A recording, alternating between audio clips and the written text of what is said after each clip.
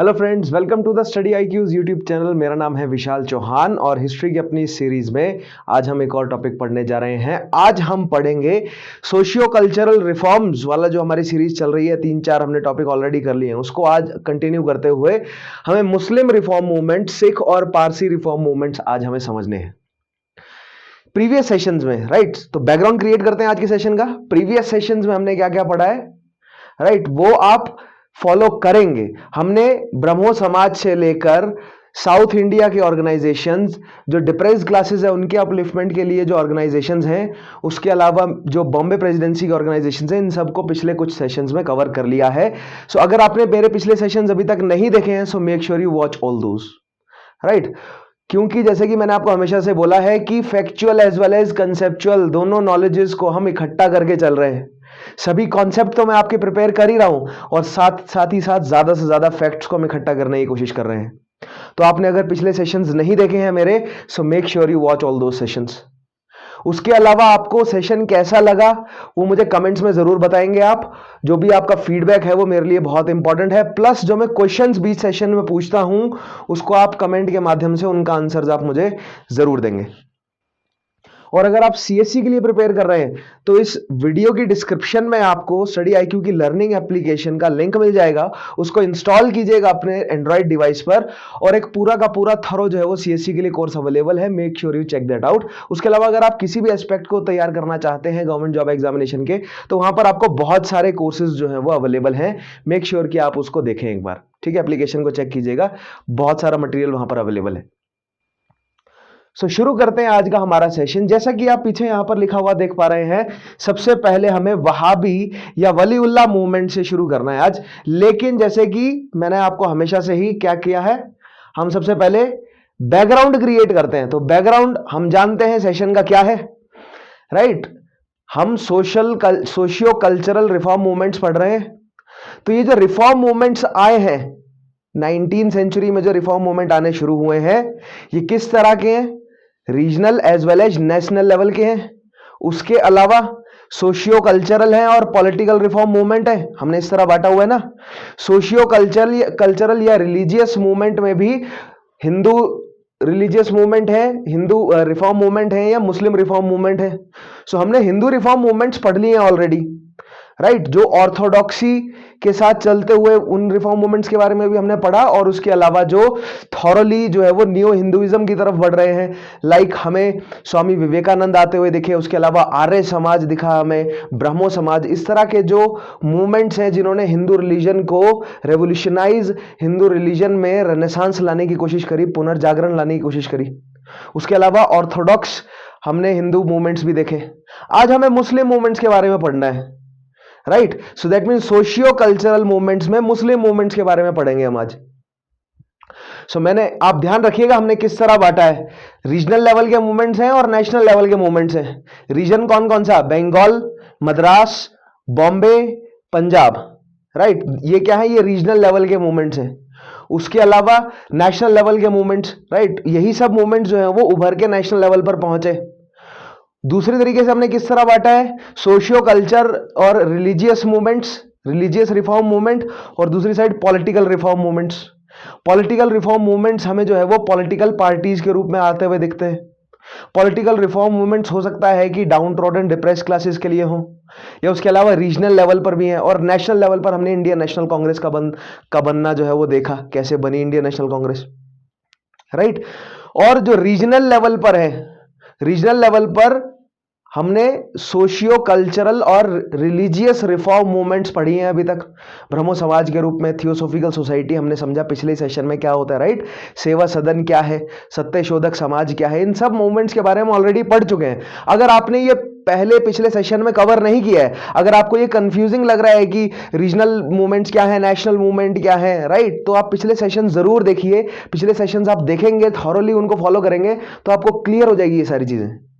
तो ये ऑलरेडी हमारे पास बैकग्राउंड है कि मूवमेंट्स किस तरह के हैं, हमने उन्हें कैसे कैसे कैटेगराइज किया है, और दूसरी चीज समस्याएं क्या है, वो मूवमेंट्स हैं किस चीज के लिए। तो अगर सोशियो कल्चरल और रिलीजियस मूवमेंट्स की बात करें तो 3 तरह की ब्रॉडली हमने समस्याओं को बांटा है। एक जो महिलाओं के साथ समस्या है, दूसरी जो डिप्रेस्ड क्लासेस का समस्या है, तीसरी जो राइट्स एंड रिचुअल्स हैं ये हिंदू धर्म और मुस्लिम धर्म दोनों की बात कर रहा हूं। हिंदू धर्म, हिंदू रिलीजन, या मुस्लिम हो या पारसी हो या सिख रिलीजन हो, हर एक कम्युनिटी की वुमेन के साथ समस्या है। उनको जो है वो डिप्रेस रखा जा रहा है सोसाइटी में, उनकी सिचुएशन जो है वो बहुत, उनकी स्ट्रेंथ जो है वो बहुत कम है, तो उनका अपलिफ्टमेंट जरूरी है, उसके लिए मूवमेंट चला। दूसरा है आपका जो डिप्रेस्ड क्लासेस है, चाहे वो हिंदू सोसाइटी की हो, मुस्लिम सोसाइटी की डिप्रेस्ड क्लासेस हो, अब वो चाहे सोशली डिप्रेस्ड हो या इकोनॉमिकली डिप्रेस्ड हो, वो अलग अलग जो है वो पैरामीटर्स हैं। हम धीरे धीरे माइक्रो एनालिसिस करेंगे उन चीज़ों का। जैसे कि मैंने कहा ना कि ये फाउंडेशन है, हम धीरे धीरे माइक्रो एनालिसिस पर बढ़ेंगे, राइट। तो अगर आपने प्रीवियस सेशंस नहीं देखे हैं तो प्रीवियस सेशंस को जाइए, पीछे के सेशंस आप देखिए, और खाली हाथ मत बैठा कीजिए, राइट। कोई नोटबुक, पेंसिल, पेन वगैरह जो है वो लेके बैठा कीजिए, और इन सारे पॉइंट्स को नोट करने की जरूरत नहीं है। मैंने क्या बोला कि ये पूरी कहानी आपको नोट नहीं करनी है। जो मैंने हाईलाइटेड बीच में जो वर्ड्स हैं उनके अराउंड सेंटेंस फॉर्म करने हैं आपको अपनी भाषा में, इजीएस्ट जो आपको लगे। कीवर्ड्स ये रहेंगे और सेंटेंस आपको फॉर्म करने हैं अपने हिसाब से। बाकी पूरा का पूरा कॉन्सेप्ट मैं समझा दूंगा, और ज्यादा से ज्यादा फैक्ट हम लेकर चल ही रहे हैं, ठीक है। और मैंने एक और बात हमेशा से बोली है कि एक ग्लोबल पर्सपेक्टिव जनरेट करने की कोशिश करनी है हमें केवल एक स्टेट, एक शहर, एक गली, एक देश के तरीके से सोचना नहीं है, राइट। एक देश को ध्यान में रखते हुए नहीं सोचना है, या एक राज्य को, या एक किसी पर्टिकुलर धर्म, किसी पंथ, किसी सेक्ट को सोच कर, मतलब नजर में रखते हुए नहीं सोचना है। अपना पैराडिम हमें ग्लोबल बनाना है, हमें ग्लोबल पर्सपेक्टिव जनरेट करना है। मैंने बोला ना, सिटीजन ऑफ अर्थ वाली भावना आपको जगानी पड़ेगी अपने अंदर, अगर आप एक एडमिनिस्ट्रेटर बनना चाहते हैं तो, सक्सेसफुल एडमिनिस्ट्रेटर, ठीक है। सो आज के सेशन को शुरू करते हैं। सबसे पहले समझते हैं वहाबी या वलीउल्लाह मूवमेंट क्या है। तो आइए पहले ही पॉइंट से देखते हैं। The teachings of Abdul Wahab of Arabia and the preachings of Shah Waliullah 1702 से 1763 तक जो रहे, inspired this essentially revivalist response to western influences and the degeneration which had set in among Indian Muslims and called for an return to the true spirit of Islam. True spirit of Islam. Abdul Wahab Shah Waliullah क्या चाहते थे? True spirit of Islam. और जो increased westernisation हुआ है, अब देखिए concept लगाना सीखिए। ये आप इस सेंटेंस से पढ़कर देख सकते हैं कि ये इनका रिएक्शन है। रिएक्शन किसके प्रति? इंक्रीज्ड वेस्टर्नाइजेशन के प्रति। That means it's a reactionary movement. ये एक रिएक्शनरी मूवमेंट है।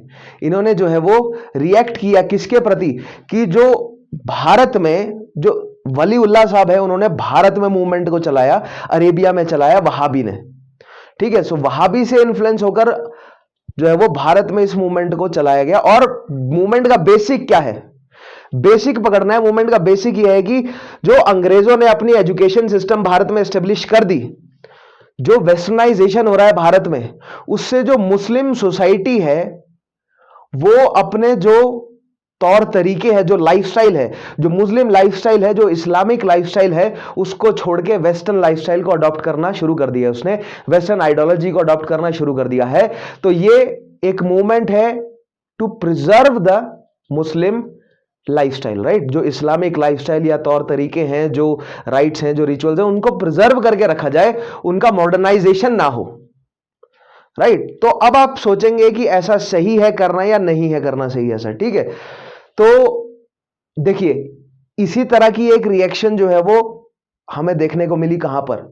इसी तरह की रिएक्शन हमें हिंदू सोसाइटी में भी देखने को मिली। किसके रूप में? राजा राम मोहन रॉय के रूप में। लेकिन उनका रिएक्शन क्या था कि हिंदू धर्म को हमें क्या करना है?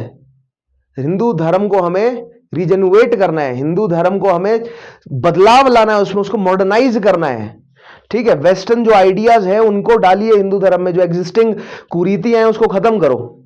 लेकिन यहां पर क्या बोला जा रहा है कि प्रिजर्व करो, जो पुराने मुस्लिम तौर तरीके हैं उनको प्रिजर्व करो, वो जरूरी है उनका प्रिजर्व रहना।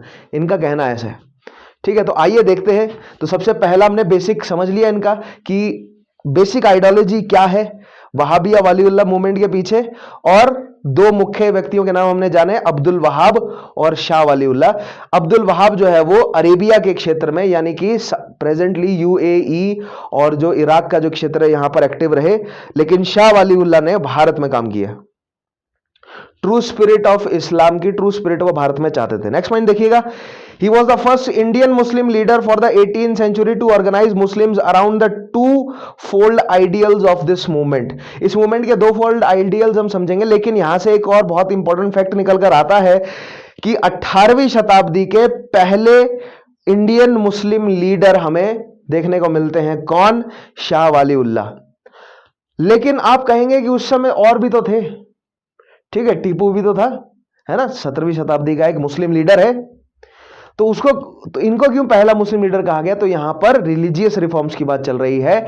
पॉलिटिकल जो अधिकरण चल रहा था अंग्रेजों का, उसका विरोध, उस पॉलिटिकल अधिकरण के विरोध करने की बात नहीं चल रही, बट यहां पर रिलीजियस रिफॉर्म्स, कल्चरल रिफॉर्म्स की बात चल रही है। तो एज अ कल्चरल या रिलीजियस रिफॉर्मिस्ट के तौर पे सबसे पहले 17वीं शताब्दी के सबसे पहले रिफॉर्मिस्ट हमें कौन देखने को मिलते हैं? शाह वालीउल्लाह। अब इनका टू फोल्ड मूवमेंट देखिए क्या है। पहला पॉइंट है desirability of harmony among the four schools of Muslim jurisprudence, यानी कि हनाफी, मालिकी, शाफी और हनबली।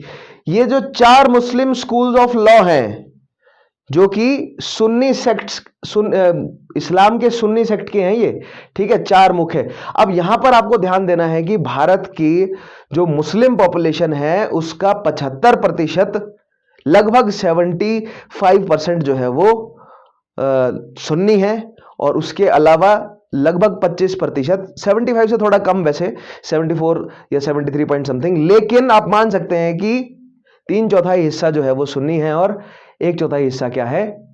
शिया मुसलमान, राइट। तो जो सुन्नी मुसलमान है उनकी डोमिनेशन ज्यादा है। अब ये शिया क्या है, सुन्नी क्या है, इसके बारे में मैं आगे जब मैं मेडाइवल हिस्ट्री आपको समझाऊंगा उसमें मैं आपको डिटेल में बताऊंगा कि शिया और सुन्नी क्या है। तो ये आपको बिल्कुल डिटेल क्लैरिटी आ जाएगी कि सूफी कौन है, शिया कौन है, सुन्नी कौन है, ठीक है, बरेलवी कौन होते हैं, ठीक, ये सारी चीजें आपको अच्छे से क्लियर हो जाएंगी, समस्या नहीं है आपको, ठीक है। लेकिन हमें यहां पर समझना है कि ये चार मुख्य स्कूल ऑफ लॉ हैं इस्लाम के, और वैसे तो ये सुन्नी इस्लाम के हैं, सुन्नी मुसलमानों के लिए हैं, लेकिन वैसे मेजॉरिटी भारत में सुन्नीज की थी, इसलिए इसी को ही कंसीडर किया गया। क्या क्या नाम है इनके? हनाफी, मालिकी, शाफी और हनाबली। which had divided the Indian Muslims, he sought to integrate the best elements of the four schools। ये जो चार स्कूल्स है ना, ये जो चार थॉट्स हैं, इनसे जो है वो पूरे भारत के जो मुस्लिम्स हैं वो बटे हुए हैं, उनको इकट्ठा करना है।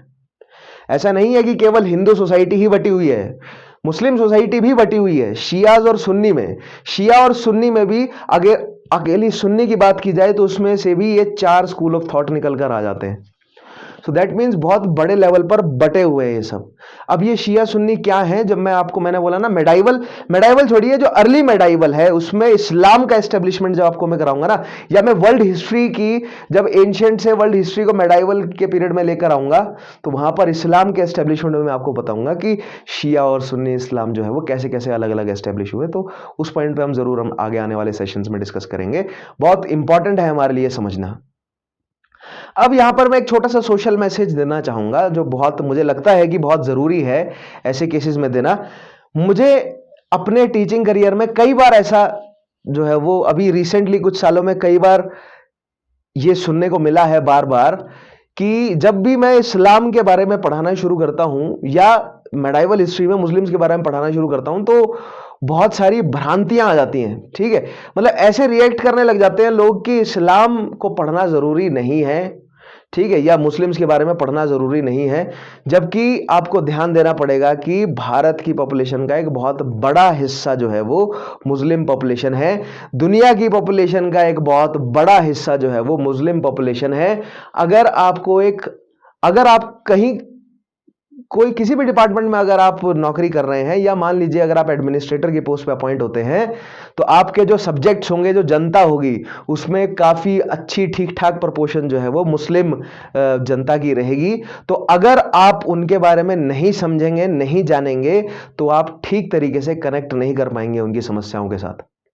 हो सकता है कि आपके अंदर एक बायसनेस जो है वो जाग जाए। मैंने बोला ना, न्यूट्रल रहना है, एक एडमिनिस्ट्रेटर को न्यूट्रल रहकर सोचना है। आपको ना ही धर्म, जाति, रंग भेद, किसी भी चीज का जो है वो भेद नहीं करना है। आपको न्यूट्रल रहना है। एक एडमिनिस्ट्रेटर की बहुत इंपॉर्टेंट एक क्वालिटी है कि वो न्यूट्रल है, बिल्कुल भी किसी भी तरीके की जो है वो बायसनेस ना हो। कुछ एक हद तक हो सकती है, एथिक्स जब आप पढ़ते हैं तो वहां पर उस चीज को इंक्लूड किया जाता है कि बायसनेस कहां पर जायज है, ठीक है, लेकिन ओवरऑल न्यूट्रलिटी जो है वो आपको अपने अंदर डेवलप करनी पड़ेगी। अगर आपको कहीं पर ऐसा लगता है ना कि मैं बायस हो रहा हूं अपने पर्टिकुलर रिलीजन के लिए, अपने फॉलोइंग के लिए, या जिस तरह की आइडियोलॉजी को मैं मानता हूं मैं उस चीज के लिए बायस हो रहा हूं, तो प्रैक्टिस कीजिए। हो सकता है, क्यों वैसे, क्योंकि अगर आप बायस्ड है ना तो उसमें आपकी गलती नहीं है। This is how the system is designed, right. आम जनता को बायस रखने के लिए ही सिस्टम डिजाइंड है। अगर आपको आम से खास बनना है, अगर आपको एक एडमिनिस्ट्रेटर बनना है, तो ये जो आम गुण है ना आम जनता के, इससे आपको ऊपर उठना पड़ेगा, ठीक है। एंड ओवरऑल वैसे हर एक सभी के लिए मैं मैसेज देना चाहूंगा कि अगर मान लीजिए आप एडमिनिस्ट्रेटर ना भी बनना चाहते हो, अगर आप किसी और गवर्नमेंट जॉब के लिए प्रिपेयर कर रहे हो, या जनरली फॉर इंटरेस्ट अगर आप इतिहास पढ़ रहे हैं, सो एज अ सिटीजन आपको बायसनेस को कंडेम करना चाहिए। न्यूट्रल होने की हमें बहुत आवश्यकता है अगर हम चाहते हैं कि भारत में तरक्की हो, पूरे भारत की तरक्की हो, हर एक व्यक्ति की तरक्की हो, तो हमें जो है वो रिलीजियस हार्मनी लेकर आनी पड़ेगी, भाईचारा हमें बढ़ाना पड़ेगा, बहुत आवश्यक है। क्योंकि अगर दो सेक्ट आपस में लड़ते रहेंगे तो पहली बात तो सिंपल सी बात है कि ध्यान भटका रहेगा जनता का, बिल्कुल सिंपल कॉन्सेप्ट है। अगर हम आपस में लड़ेंगे तो हमारा ध्यान भटका रहेगा, जो हमें एक्सप्लॉइट कर रहे हैं उन पर हमारा ध्यान कभी नहीं जाएगा। सो मेक श्योर कि आप अपने आसपास ये माहौल क्रिएट करने की कोशिश करें, क्योंकि आपसे ही चेंज शुरू होगा। अगर आप चाहते हैं, जैसे मैंने बोला ना कि सोच के देखिए कि किस तरह की सोसाइटी आप अपने आगे आने वाली जनरेशन्स के लिए चाहते हैं, तो जो बदलाव आप चाहते हैं वो आपसे शुरू होगा। तो न्यूट्रलिटी लाइए सबसे पहले, ठीक है। थोड़ा सा संयम धैर्य बरतना शुरू कीजिए, बहुत जरूरी है आपके लिए। और थोड़ा सा हिस्ट्री पर ध्यान दीजिए। नेक्स्ट चीज देखिएगा, सेकेंड पॉइंट है recognition of the role of individual conscience in religion where conflicting interpretations were derived from the Quran and Hadith। अब कुरान और हदीस क्या है? कुरान के बारे में मोस्टली सब जानते हैं कि the holy book of Islam, right. Islam की होली बुक जो है वो कुरान है। लेकिन हदीस क्या है? देखिए, कुरान जो है वो धीरे धीरे ओवर द पीरियड डेवलप हुई, लेकिन हदीस are supposedly the original testaments, right. जो मोहम्मद द प्रॉफिट ने जो बातें बोली, उन्होंने जो मैसेजेस दिए, उसको जो डॉक्यूमेंट किया गया है आयशा द्वारा, उसको कहा गया है हदीस, राइट। तो हदीस क्या है आगे मैं आपको धीरे धीरे समझाऊंगा। हो सकता है कि कुछ इस पॉइंट को लेकर भी काफी लोग जो है वो मतलब ऑफेंड हो जाएं, लेकिन धीरे धीरे सब चीज पर क्लियर। मैंने बोला ना कि मैं वर्ल्ड हिस्ट्री में डिटेल में पढ़ाऊंगा, तो वहां पर आपको ठीक ठाक जो है वो क्लैरिटी आ जाएगी कि हदीस क्या है, कुरान क्या है, शिया सुन्नी क्या है, आपस में क्यों लड़ रहे हैं। इस्लाम की पूरी हिस्ट्री समझाऊंगा मैं आपको। तभी मैंने बोला ना, ग्लोबल पर्सपेक्टिव, अपने आस पड़ोस को हम ठीक से नहीं जानते तो हम भारत के लिए जो है वो एक प्रॉपर ओपिनियन नहीं बना पाएंगे। ग्लोबल पर्सपेक्टिव जब हमारा होगा ना, तब जाके हम अपने देश के लिए एक प्रॉपर एक थॉरो ओपिनियन जो है वो क्रिएट कर सकते हैं। तो आपको अपने आस पड़ोस का इतिहास जानना पड़ेगा, हमें चाइना का इतिहास जानना पड़ेगा, हमें इस्लाम का इतिहास जानना पड़ेगा, हमें मेसोपोटामिया, हमें सेंट्रल एशिया, हमें रशिया, इन सब के हिस्ट्री को जानना पड़ेगा कि वहां पर क्या क्या घटा है, उसका असर भारत पर है, रहा है और हो भी रहा है अभी, ठीक है। आगे देखिए, नेक्स्ट चीज आएगी, the teachings of Waliullah were further popularised by Shah Abdul Aziz and Syed Ahmad Barelvi, who also gave them a political perspective. Shah Abdul Aziz और सैयद अहमद बरेलवी बहुत इंपॉर्टेंट हैं। ये दो नाम आपको याद रखने हैं। इन्होंने पॉलिटिकल जो है वो रुख दिखाया, किसे? जो वलीउल्लाह या वहाबी मूवमेंट है जो भारत में चला, उसको पॉलिटिकल रंग देने की कोशिश की गई। पॉलिटिकल रंग क्यों देने की कोशिश की गई? ताकि जो जनता है, आम जनता है, इस्लामिक जनता है, उसको थोड़ा सा रिप्रेजेंटेशन मिलना शुरू हो।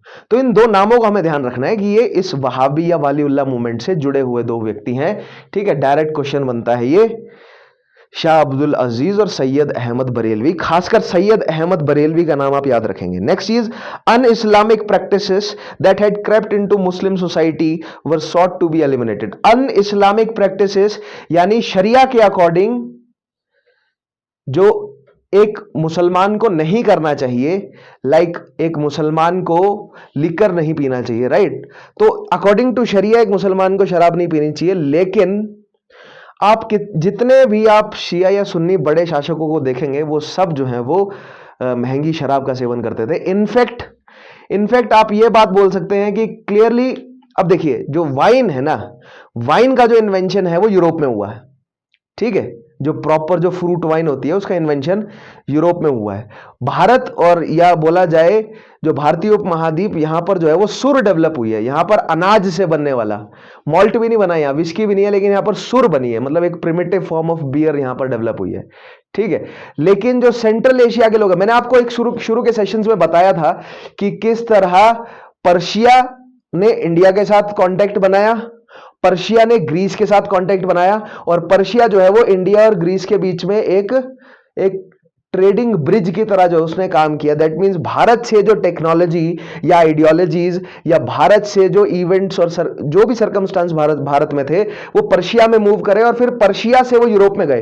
दैट मींस भारत के अपार संपत्ति और धन के बारे में यूरोप या ग्रीक्स या रोमन्स को फारसियों के माध्यम से यानी पर्शियंस के माध्यम से पता चला, ठीक है। दैट मीन, और भारतीयों को यूरोप की वाइन का भी किसके माध्यम से पता चला? पर्शियंस के माध्यम से। तो ये जो बीच में पर्शियन कंट्रीज हैं, ये जो है वो वाइन का सेवन करते थे, और भारत से अफीम का जो है वो पता चला यूरोपियों को। भारत और साउथ ईस्ट एशिया से, वैसे अफीम की खेती तो अफगानिस्तान के क्षेत्र में भी हमेशा से ही पहले से ही होती रही है। तो ये बहुत इंपॉर्टेंट है इन सब चीजों को समझना आपके लिए। क्यों?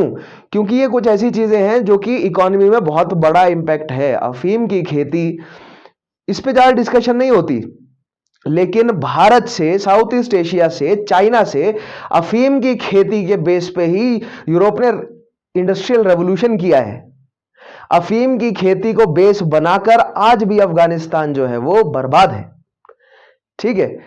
पाकिस्तान एक बफर क्यों है, और वो पाकिस्तान, समझ रहे हैं? ये जो टॉपिक है मैं आगे आपको कराऊंगा, ठीक है। अभी नहीं चाहता मैं स्पॉइल कर दूं आपको वो सब चीजें, धीरे धीरे हम उन चीजों को मूव करेंगे। ये जो सब पॉइंट्स हैं जो हमने बहुत कैजुअली ले रखे हैं और हम एक ठीक तरीके से इन चीजों को स्टडी नहीं करते हैं, तो ये सारी चीजें बहुत आवश्यक हैं आपके लिए समझना, ठीक है। इन चीज पे मैंने बोला ना, चर्चा स्टार्ट करनी है, हमें डिस्कशन शुरू करने हैं पहले, बहुत जरूरी है। अफीम की खेती जो है वो कैसे उस पे इकोनॉमी बेस्ड है, कैसे अफीम की खेती और हथियार का बिजनेस आपस में जुड़ा हुआ है, ठीक है। ये पूरा का पूरा मिडिल ईस्ट में क्या चल रहा है, पूरा इकोनॉमिक स्ट्रक्चर हमें समझना पड़ेगा ना, तभी हमें पॉलिटिकल सिनेरियो समझ आएंगे मिडिल ईस्ट के, और तभी हम भारत के पॉलिटिकल सिनेरियो को उसके साथ कनेक्ट करके पढ़ पाएंगे। इंटरनेशनल अफेयर, हमारे IR जो है वो तैयार होगा। तो मैं इतिहास से ही बेस निकाल कर दूंगा आपका। मैंने बोला ना, बहुत सारे सब्जेक्ट्स का बेस मैं आपको इतिहास से निकाल कर दूंगा, IR का बेस भी मैं आपको इतिहास से निकाल कर दूंगा, ठीक है। जब मैं वर्ल्ड हिस्ट्री कराऊंगा तो वो IR का ठोस बेस बनेगा, आपको बहुत बेहतरीन तरीके से समझ आएगा कि साउथ ईस्ट एशिया में क्या हो रहा है, नॉर्थ वेस्ट फ्रंटियर अफगानिस्तान, और जो जितनी भी ये एशियाटिक माइनर और सेंट्रल एशियन या मिडल ईस्ट की जो कंट्रीज हैं, यहाँ पर जो प्रेजेंट सिचुएशंस हैं ये क्यों है, ठीक है। मैंने बोला ना, ग्लोबल पर्सपेक्टिव बहुत जरूरी है, सोचना शुरू कीजिए ग्लोबल पर्सपेक्टिव के बारे में। नेक्स्ट चीज देखिएगा, सैयद अहमद।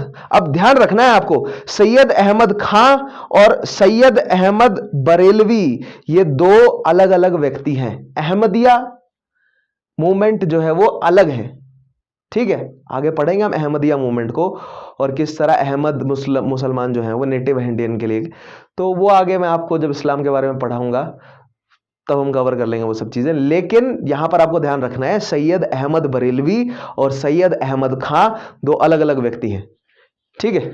नेक्स्ट चीज देखिएगा। ऑलराइट, नेक्स्ट पॉइंट देखते हैं। India was considered to be दारुल हर्ब and it needed to be converted to दारुल इस्लाम।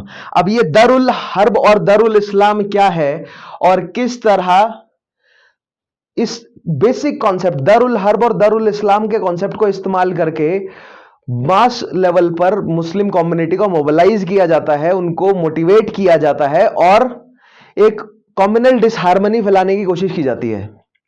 तो मैंने आपको पिछले सेशंस में बताया है कि धर्म का इस्तेमाल किस तरह पॉलिटिकल गेन्स के लिए किया जाता है, जो एरिस्टोक्रेसी है उसके द्वारा। दारुल हर्ब और दारुल इस्लाम का बेसिक मतलब समझाता हूं मैं आपको। अगर आप में से कोई मुस्लिम स्टूडेंट होंगे तो ये बात वो समझते होंगे, जानते होंगे, उन्होंने पढ़ा होगा कि जो कुरान है उसमें लिखा है कि सभी व्यक्ति पैदा होते हैं काफिर, राइट। और उसके बाद उनके ये जीवन का चक्र है कि वो इस्लाम को कबूल करें, ये उनके जीवन की नियति है कि वो इस्लाम की स्वयं के अंदर आए, इस्लाम को कबूल करें वो। और अगर कोई इस्लाम को कबूल करने में कामयाब नहीं रहता है तो एक मुसलमान की जिम्मेदारी बनती है कि काफिरों को इस्लाम का रास्ता दिखाए। ऐसा जो है वो कुरान में चाहे हदीस में लिखा हो या ना लिखा हो, लेकिन जो शासक रहे, जो फारसी शासक रहे शुरुआती, या उससे पहले जो अरबी शासक रहे, उन्होंने कुरान में इस तरह की बातों को जो है वो उलमाओं के रास्ते फतवे जारी करवा के ज्यादा से ज्यादा संख्या में अपने साथ जो है वो पॉपुलेशन को जोड़ा और जिहाद किया। अब यहां पर आपको जिहाद भी समझना पड़ेगा क्या है। जिहाद का लिटरल मतलब होता है धर्म युद्ध, हिंदी में धर्म युद्ध, फारसी या अरबी में जिहाद, और इंग्लिश में आप कहेंगे उसको क्रूसेड। धर्म युद्ध क्यों? क्योंकि इस्लाम में या कुरान में ये बात लिखी है कि ये बात हदीस में लिखी है या नहीं लिखी है, ये बात कंफर्म्ड नहीं है। आगे आने वाले सेशन में मैं आपको इसके बारे में समझाऊंगा, लेकिन अभी फिलहाल के लिए हम ये मान लेते हैं, क्योंकि मैंने बोला ना फाउंडेशन है, तो फाउंडेशन में जो हम पढ़ेंगे वो हो सकता है कि माइक्रो एनालिसिस में कॉन्ट्राडिक्ट हो जाए, लेकिन जो फाउंडेशन है अकॉर्डिंग टू दैट कि कुरान में ये लिखा है कि सभी व्यक्ति जो हैं वो काफिर हैं, अगर वो इस्लामिक फैमिली में नहीं पैदा हुए तो वो काफिर हैं, और उनको इस्लाम जो है वो कबूल करना उनकी जीवन की नियति है। अगर वो नहीं करते हैं तो मुसलमान उन्हें इस्लाम कबूल करवाएं, ठीक है। तो इस बेसिक कॉन्सेप्ट को जिहाद के तौर पे इस्तेमाल कैसे किया राजाओं ने, जो मुस्लिम शासक हैं, उसका एक बेसिक एग्जांपल देता हूं।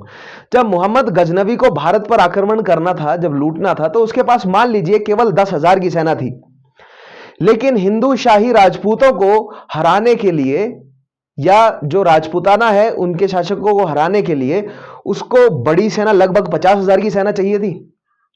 तो यहां पर उसने जिहाद का इस्तेमाल किया।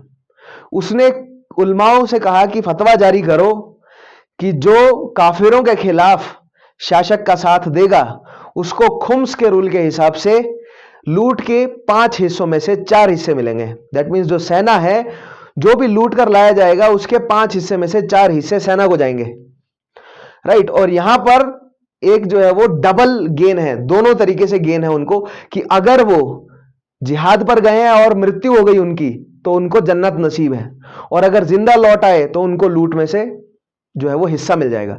दिस वाज जिहाद। और इस तरह जो है वो जिहाद का इस्तेमाल किया गया क्या करने के लिए? पॉलिटिकल राजाओं द्वारा, यानी कि मुस्लिम शासकों द्वारा जिहाद का इस्तेमाल किया अपने पॉलिटिकल उल्लू सीधे करने के लिए। लेकिन जो आम मुस्लिम जनता है उनको जो है वो क्या दिखाया कि देखिए वो काफिर हैं और तुम मुसलमान हो, और ये तुम्हारी ड्यूटी है कि उनको जो है वो इस्लाम कबूल करवाओ। तो तुम जाओ, इस्लाम ने तुम्हें ये जिम्मेदारी दी है, मोहम्मद ने तुम्हें जिम्मेदारी दी है, भले ही हदीस में ऐसा लिखा हो या ना लिखा हो, लेकिन उनको मोटिवेट किया गया कि मोहम्मद ने तुम्हें जिम्मेदारी दी है, तुम्हें ये करना पड़ेगा, और अगर तुम करते हुए मर जाते हो तो तुम्हें जन्नत नसीब है, और अगर बच गए तो तुम्हें खुम्स के हिसाब से जो है वो इनाम मिलेगा। तो दोनों तरफ से जीत है उनकी। और जो गरीब जनता थी, क्यों? क्योंकि जो मिडल ईस्ट का जो एरिया है, अफगानिस्तान, ईरान, इराक का जो बंजर क्षेत्र है, बहुत कम वहां की भूमि जो है वो उपजाऊ है, उस क्षेत्र में रहने वाले लोग जो हैं वो गरीब हैं relatively as compare to Bharat की उपजाऊ जमीन से जो रेवेन्यू निकलता है, रिलेटिवली जो है वो मिडल ईस्ट के लोग बहुत गरीब हैं, रिलेटिवली नहीं, बहुत गरीब हैं। तो उनको तो अपनी जीवनी चलाने के लिए बहाना चाहिए था। अब बहाने से उनको पैसे भी मिल रहे हैं प्लस जन्नत भी मिल रही है, तो उनको और क्या चाहिए? ठीक है, प्लस उनके जो रिलीजियस सेटिस्फेक्शन उन्हें वो भी मिल रहा है, जो उन्हें बचपन से सिखाया जा रहा है कि पूरी दुनिया में काफिर भरे पड़े हैं और हमें काफिरों को इस्लाम जो है वो कबूल करवाना है। ऐसा जो है वो, मैंने बोला ना, रूलिंग क्लास जनता के दिमाग पे प्रेशर डलवाती है। रूलिंग क्लास जो आम जनता है उसको मैनिपुलेट करती है प्रीस्ली क्लास का इस्तेमाल करके। तो जो इस्लामिक कम्युनिटी में जो उल्मा है उनका इस्तेमाल किया गया इस्लामिक शासकों द्वारा इस्लामिक जनता को मैनिपुलेट करने में, उनसे जिहाद करवाने में, जो कि आज तक हो रहा है। ऐसा नहीं है कि केवल तभी था, ये आज भी हो रहा है। तो जो आम जनता है, आप ये मान सकते हैं कि अगर कोई व्यक्ति मोटिवेटेड होकर अगर किसी तरह की कोई अगर आतंकी गतिविधि कर रहा है, ठीक है, तो आप ये मान सकते हैं कि उस एक व्यक्ति को मोटिवेशन देने वाली जो शक्तियां हैं वो एक्चुअल कल्प्रिट्स हैं। कंडेम तो आतंकवादी को भी करा जाना चाहिए, लेकिन करवा कौन रहा है? वैसे टेररिज्म की कोई एक प्रॉपर डेफिनेशन अवेलेबल अभी तक नहीं है, because it is a relative term. मेरे लिए कुछ और आपके लिए कुछ और। लेकिन मान लीजिए अब, और टेररिज्म जो है वो किसी एक पर्टिकुलर रिलीजियस ग्रुप से नहीं निकल कर आता, ये बात आप अपने दिमाग से हटा दीजिए। ये जो वेस्टर्न मीडिया है इसने हमारे दिमाग में प्लांट किए हुए हैं आइडियाज, क्योंकि इस्लाम का जो झगड़ा हिंदुइज्म के साथ है ना, उससे पुराना झगड़ा क्रिश्चियनिटी के साथ है। ठीक है, तो वर्ल्ड हिस्ट्री में मैं आपको समझाऊंगा कि जेरूसलम क्या है, कॉन्स्टेंटिनोपल के ऊपर जो है वो युद्ध क्यों हुआ, ये इस्लाम और क्रिश्चियनिटी का आपस में युद्ध क्या है, कैसे जो है वो दोनों का डेवलपमेंट हुआ है, इनमें जुडाइज्म और ज़ोरोस्ट्रियनिज्म उसका प्लेस क्या है। तो ये सारी चीजें आपको समझनी पड़ेंगी। एक मैंने आपको बात बोली थी ना पिछले सेशन में, अगर आपने ध्यान से सुना होगा तो मैंने आपको बताया था कि जब हम पैदा होते हैं ना तो बिल्कुल बिल्कुल बेसिक सेंसेस लेकर पैदा होते हैं। हम सेंस ऑफ स्मेल से अपने माता पिता को पहचानते हैं, और सर्वाइवल के लिए हमें केवल रोना आता है। उसके अलावा हमें ऐसा नहीं है कि हमें हमारे दिमाग में जो इंफॉर्मेशन है वो कोडेड नहीं होती है, लेकिन बहुत लिमिटेड। बाकी सारे आइडियाज आपके दिमाग में प्लांट किए गए हैं। सो दैट मीन्स कम्युनिटी क्या है, धर्म क्या है, आपकी एज अ रीजनल आइडेंटिटी क्या है, सारी चीजें आपके दिमाग में प्लांट की गई है ना किसी ने तो डाला ही है ना आपके दिमाग में, चाहे भले के लिए डाला हो चाहे बुरे के लिए डाला हो, लेकिन आपके दिमाग में बाहर से आए ना सारे आइडियाज। सोच के देखिए, क्या आप कुछ सीख के आए थे पेट से? नहीं ना, सब कुछ आपको सिखाया गया है। तो अगर आपको सिखाया जा रहा है, दैट मीन्स मैंने बोला ना, बड़े लेवल पर सोचना शुरू कीजिए, ग्लोबल स्ट्रेटजीज को समझना शुरू कीजिए, बहुत जरूरी है आपके लिए। तो ये अवेयरनेस लाइए, क्यों अगर कोई चीज सिखाई जा रही है तो क्या बड़े लेवल पर अगर सिखाई जा रही है तो क्या सोच समझकर सिखाई जा रही है? ठीक है, तो वही आपको समझना पड़ेगा कि जो भारत की जनसंख्या है वो कैसे अलग सोचती है, मिडिल ईस्ट की जनसंख्या है वो कैसे अलग सोचती है, जो यूरोपियन जनसंख्या है वो अलग कैसे उनके जो है वो सोचने के पैटर्न्स क्या है, चीजों को परसीव करने के पैटर्न्स। तो यहां पर मैं आपको जिहाद समझा रहा था, लेकिन ये जो सारी चीजें हैं मैं इनके ग्लिम्स क्यों दे रहा हूं, क्योंकि इन्हीं सब चीजों को हम वर्ल्ड हिस्ट्री में डेवलप करेंगे। इन सब कॉन्सेप्ट्स को बहुत जरूरी है, तभी हमारी एसे राइटिंग सुधरेगी, तभी हमारे एथिक्स सुधरेंगे, एथिक्स में हम सही तरीके से लिख पाएंगे, तभी हम इंटरव्यू के लिए प्रिपेयर कर पाएंगे अपने आप को, तभी हमारी पर्सनैलिटी में ओवरऑल डेवलपमेंट होगा, तभी हम एक कामयाब सिटीजन बन पाएंगे। पहले जो है वो मैंने कहा ना कि हमें सिटीजन बनना है, उसके बाद आगे की चीजों पर हमें बढ़ना है। हमारा हो सकता है कि अभी सिटीजन बनने के लेवल से भी हम कई जो है वो नीचे हों। सबसे पहले हमें एक सिटीजन बनना है, इतनी एजुकेशन जो है वो एक्वायर करनी है कि हम सिटीजन बने, देन फिर हमें आगे बढ़ना है। ठीक है, सो यहां पर आपको समझ आया दरुल हर्ब और दरुल इस्लाम क्या है? तो दरुल हर्ब एक ऐसा पॉलिटिकल रीजन है जहां के लोगों ने इस्लाम को कबूल नहीं किया है, यानी कि वो काफिर हैं। अकॉर्डिंग टू इस्लाम वो लोग क्या है, काफिर है। सो हिंद नदी के आगे के सारे हिंदुस्तानी जो हैं वो क्या थे, अकॉर्डिंग टू अरबी और फारसी वो सब काफिर थे। तो उन काफिरों को इस्लाम कबूल करवाना, उसके नाम पर जिहाद किया गया। अब समझ रहे हैं आप, जनता को तो यह बताया गया कि हम उनको इस्लाम कबूल करवाने जा रहे हैं, लेकिन शासक जो राजा था उसको तो यह पता था कि हमें तो लूट करके वापस आना है, हमें तो अपनी ऐशो आराम में जो है वो बढ़ोतरी करनी है, और धर्म का हमें इस्तेमाल करना है लोगों को बेवकूफ बनाने के लिए। तो ये इट इज नॉट ओनली, ये सिर्फ एक किसी धर्म के लिए लागू नहीं होती ये बात कि धर्म का इस्तेमाल पॉलिटिकल गेन्स के लिए किया जाता है। ये हर धर्म, ये एक यूनिवर्सल कॉन्सेप्ट है। किसी भी रिलीजन की हिस्ट्री मैं आपको एंशिएंट से पढ़ाऊंगा, वर्ल्ड हिस्ट्री में भी और इंडिया की हिस्ट्री में भी, राइट, दोनों में मैं आपको समझाता हुआ कि किस तरह धर्म को एज अ पॉलिटिकल वेपन जो है वो क्रिश्चियनिटी ने भी यूज किया, धर्म को एज अ पॉलिटिकल वेपन इस्लाम ने भी यूज किया, धर्म को एज अ पॉलिटिकल वेपन इस्तेमाल किया हिंदुइज्म ने भी, ठीक है, धर्म को एज अ पॉलिटिकल वेपन जो है वो इस्तेमाल किया सिखिज्म ने भी, और अशोक ने भी धर्म को एज अ पॉलिटिकल वेपन इस्तेमाल किया। भले ही उसने युद्ध ना किया हो, लेकिन बुद्धिज्म का इस्तेमाल उसने एज अ पॉलिटिकल वेपन की तरह जो है वो किया ही बाद में, है ना। बुद्धिज्म को एक्वायर करके युद्ध ना किया हो, वॉलेंटली उसने जो है वो पॉलिटिकल एक्सेशन ना बढ़ाया हो अपना, लेकिन उसकी आइडियोलॉजी वही थी, धम्मा कह तो वही रहा था। ठीक है, तो वो मैं आपको अशोका की धम्मा पॉलिसी समझाऊंगा। तो इस तरह एक ग्लोबल पर्सपेक्टिव आपको जनरेट करना पड़ेगा इन छोटे छोटे बारीक बारीक कॉन्सेप्ट्स को लेकर। ठीक है, तो हमें यहां पर समझ आ गया कि दरुल हर्ब और दरुल इस्लाम क्या है। तो जो भारत है वो दरुल हर्ब है, उसको दरुल इस्लाम बनाना है, यानी एक ऐसी जगह बनाना है जिसमें जिसमें जो सभी सिटीजन हैं या जो मेजॉरिटी ऑफ सिटीजन है। अभी ये जो मूवमेंट्स है ना, ये भारतीयों, ये हिंदुओं के ऊपर अप्लाई नहीं कर रहे हैं, वो अपनी मुस्लिम कम्युनिटीज के ऊपर कर रहे हैं। वो कह रहे हैं कि जो भारत के जो इंडियन मुस्लिम्स है ना, उन्होंने भी इस्लाम के तौर तरीके छोड़ दिए हैं, तो उनको भी जो है वो दरुल हर्ब, वो भी दरुल हर्ब है, उनको भी दरुल इस्लाम बनाना पड़ेगा। ठीक है। अब ये जो वहाबी और जो वलीउल्लाह मूवमेंट है ना, ये धीरे धीरे कट्टरपंथ की शिकस्त में जो है वो आता गया। ठीक है। अब यहां पर बिल्कुल बेसिक एग्जांपल देता हूं मैं आपको। जो हमारा पहनावा होता है ना, वो हमारे कल्चर का हिस्सा होता है, और जो कल्चर होता है वो ज्योग्राफिकल कंडीशंस के हिसाब से डेवलप होता है। दैट मीन्स कि अगर मैं पहाड़ी क्षेत्र से बिलोंग करता हूं तो मैं एक टोपी पहनूंगा, ऊन की बनी हुई टोपी, ताकि मुझे सर्द गर्म ना हो। राइट, एक जो है वो होमेस्टेसिस बना रहे।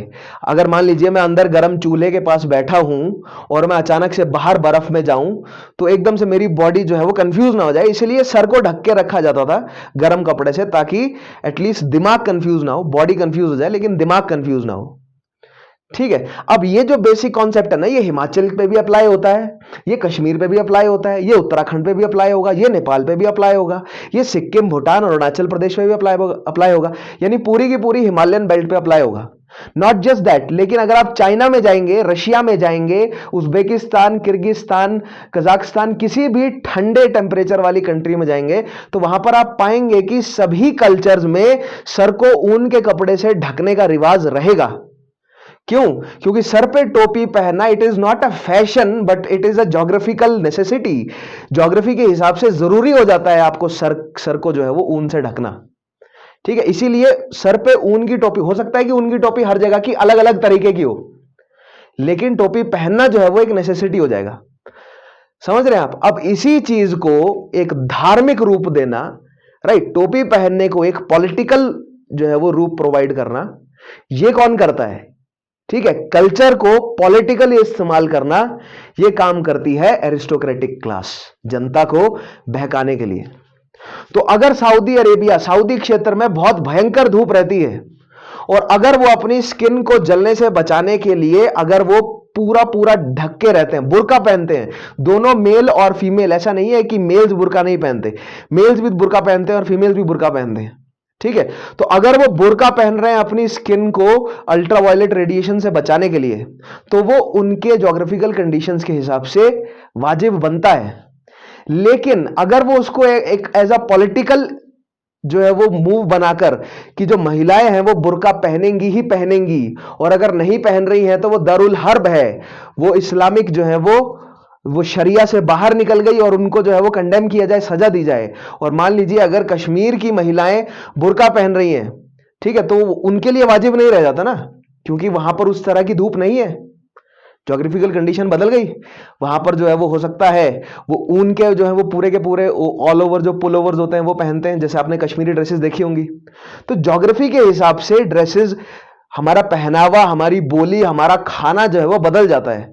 अब खाना, पहनावा, बोली, इसको पॉलिटिकली इस्तेमाल करना, इसको एक रिलीजन का रूप देना, ये एक पॉलिटिकल मूव होता है, एरिस्टोक्रेटिक क्लास करती है जनता को कंफ्यूज करने के लिए। और वही वहाबी मूवमेंट में हुआ भी। उन्होंने कहा कि बुर्का पहनेंगे सभी। अब बुर्का जो है वो क्या है, एक ज्योग्राफिकल नीड है। अब एक ऐसी जगह जहां पर मान लीजिए धूप जो है वो बहुत ठंडी पड़ रही है, कश्मीर के एरिया में धूप जो है वो बहुत कम पड़ रही है, अपर कश्मीर में, वहां पर स्किन को धूप की जरूरत है।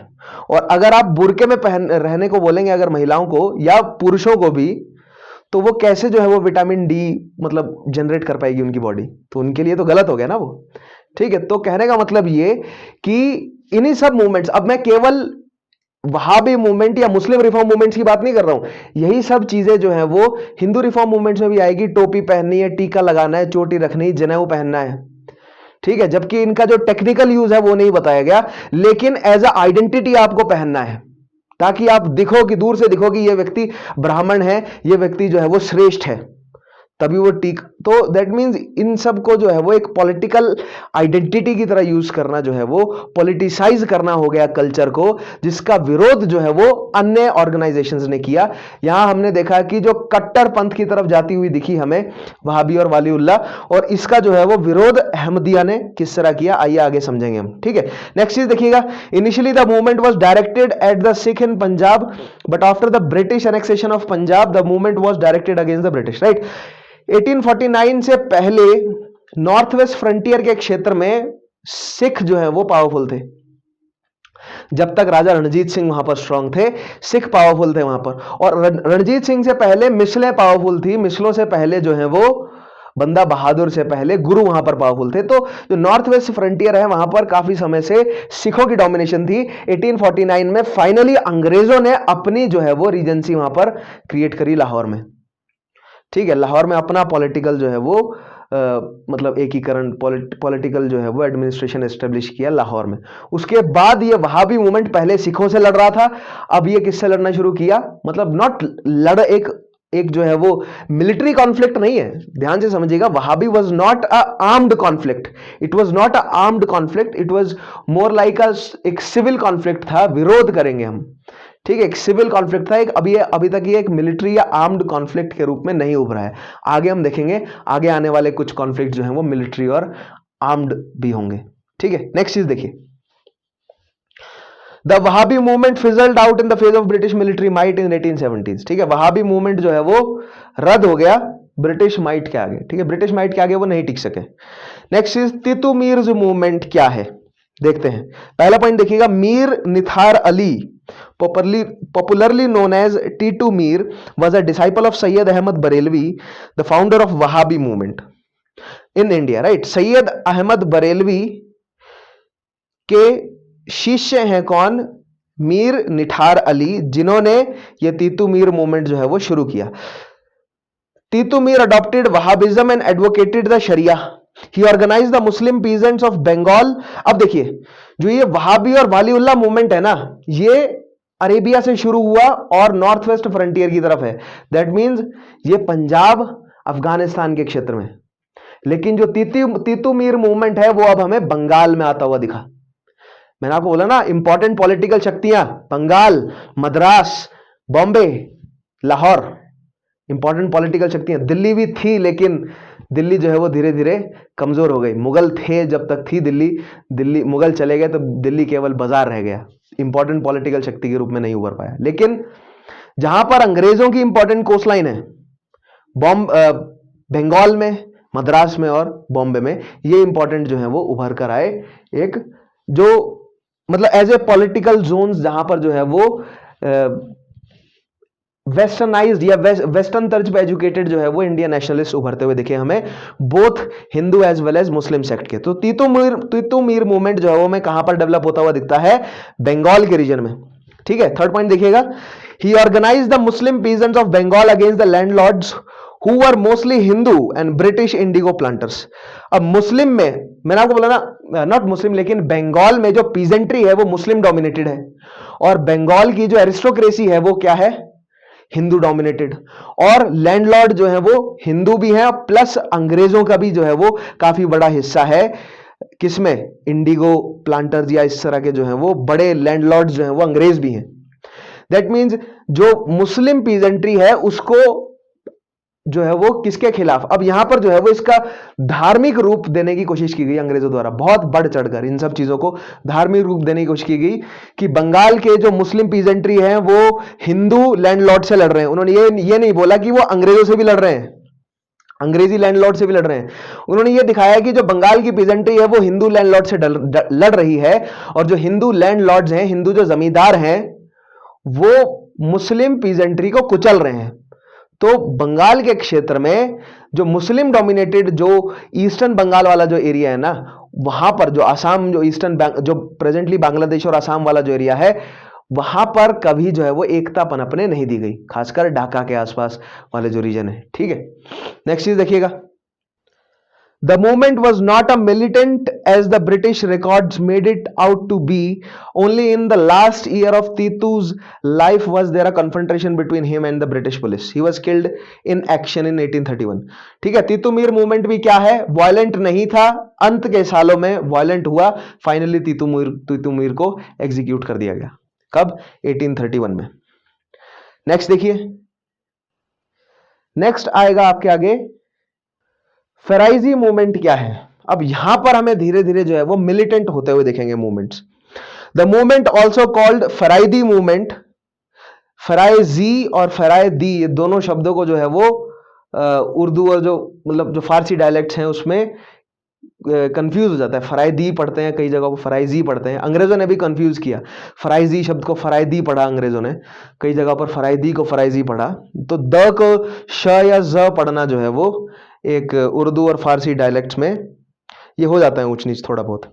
The movement also called Faraidi movement because of its emphasis on Islamic pillars of faith was founded by Haji Shariatullah in 1818। किसने फाउंड किया है फराइजी मूवमेंट? हाजी शरीयतुल्लाह। अब हाजी किसी व्यक्ति को क्यों कहा जाता है? अगर वो हज होकर आया हो, यानी कि अगर उसने मक्का मदीना तक का सफर जो है वो पूरा किया है, तो ऐसे व्यक्ति को क्या कहा जाता है? हाजी। ठीक है, so Haji Shariatullah. Its scene of action was East Bengal. देखिए कहां पर है ये, किस रीजन में है? ईस्ट बंगाल में है। And it aimed eight eradication of social innovations और अन इस्लामिक प्रैक्टिसेस। अब देखिए जितना भी वेस्टर्नाइजेशन हो रहा है, मॉडर्नाइजेशन हो रहा है, जो वेस्टर्न थॉट्स आ रहे हैं, दैट मीन्स वो अन इस्लामिक है। सिंपल सी बात, इन्होंने ये कहा कि जो वेस्टर्न थॉट्स आ रहे हैं ना वो सारे अन इस्लामिक हैं, वो नहीं आने चाहिए। सिंपल सी बात। ठीक है, नेक्स्ट पॉइंट देखिए, नेक्स्ट आता है, इसी पॉइंट को फिर से पढ़ते हैं। It's scene of action was East Bengal and it aimed at the eradication of social innovations or un-Islamic practices current among the Muslims of the region and draw their attention to their duties as Muslims। तो वही है, मुस्लिम जनता को एक मुसलमान की क्या जिम्मेदारियां हैं वो निभानी है, इस पे उन्होंने जोर दिया। दैट मीन्स आपको जो है वो आपको नए तौर तरीके नहीं सीखने, समय के साथ आपको बदलना नहीं है। एक ये बहुत बड़ी समस्या है इस्लामिक कम्युनिटी के साथ जो मुझे नजर आती है, वो ये है कि इनके लीडर्स ने जो कहा ना कि आपको अब समय के साथ नहीं बदलना, इन्होंने सवाल नहीं उठाया उस चीज पे। ठीक है, और दूसरी चीज, इनकी जो प्रीस्ली क्लास है ना, उल्मा, उनकी बहुत ज्यादा पकड़ है इन पर। ठीक है, तो उल्मा जो बोलते हैं वो सरे से मान लिया गया है। खासकर जो पीजेंट्री है, जो पीजेंट्री जिसको सवाल करना आता ही नहीं, पीजेंट्री है जो उल्माओं की बातों को हदीस समझ लेते हैं। ठीक है, तो ये एक बहुत बड़ी समस्या है इस्लामिक कम्युनिटी के साथ।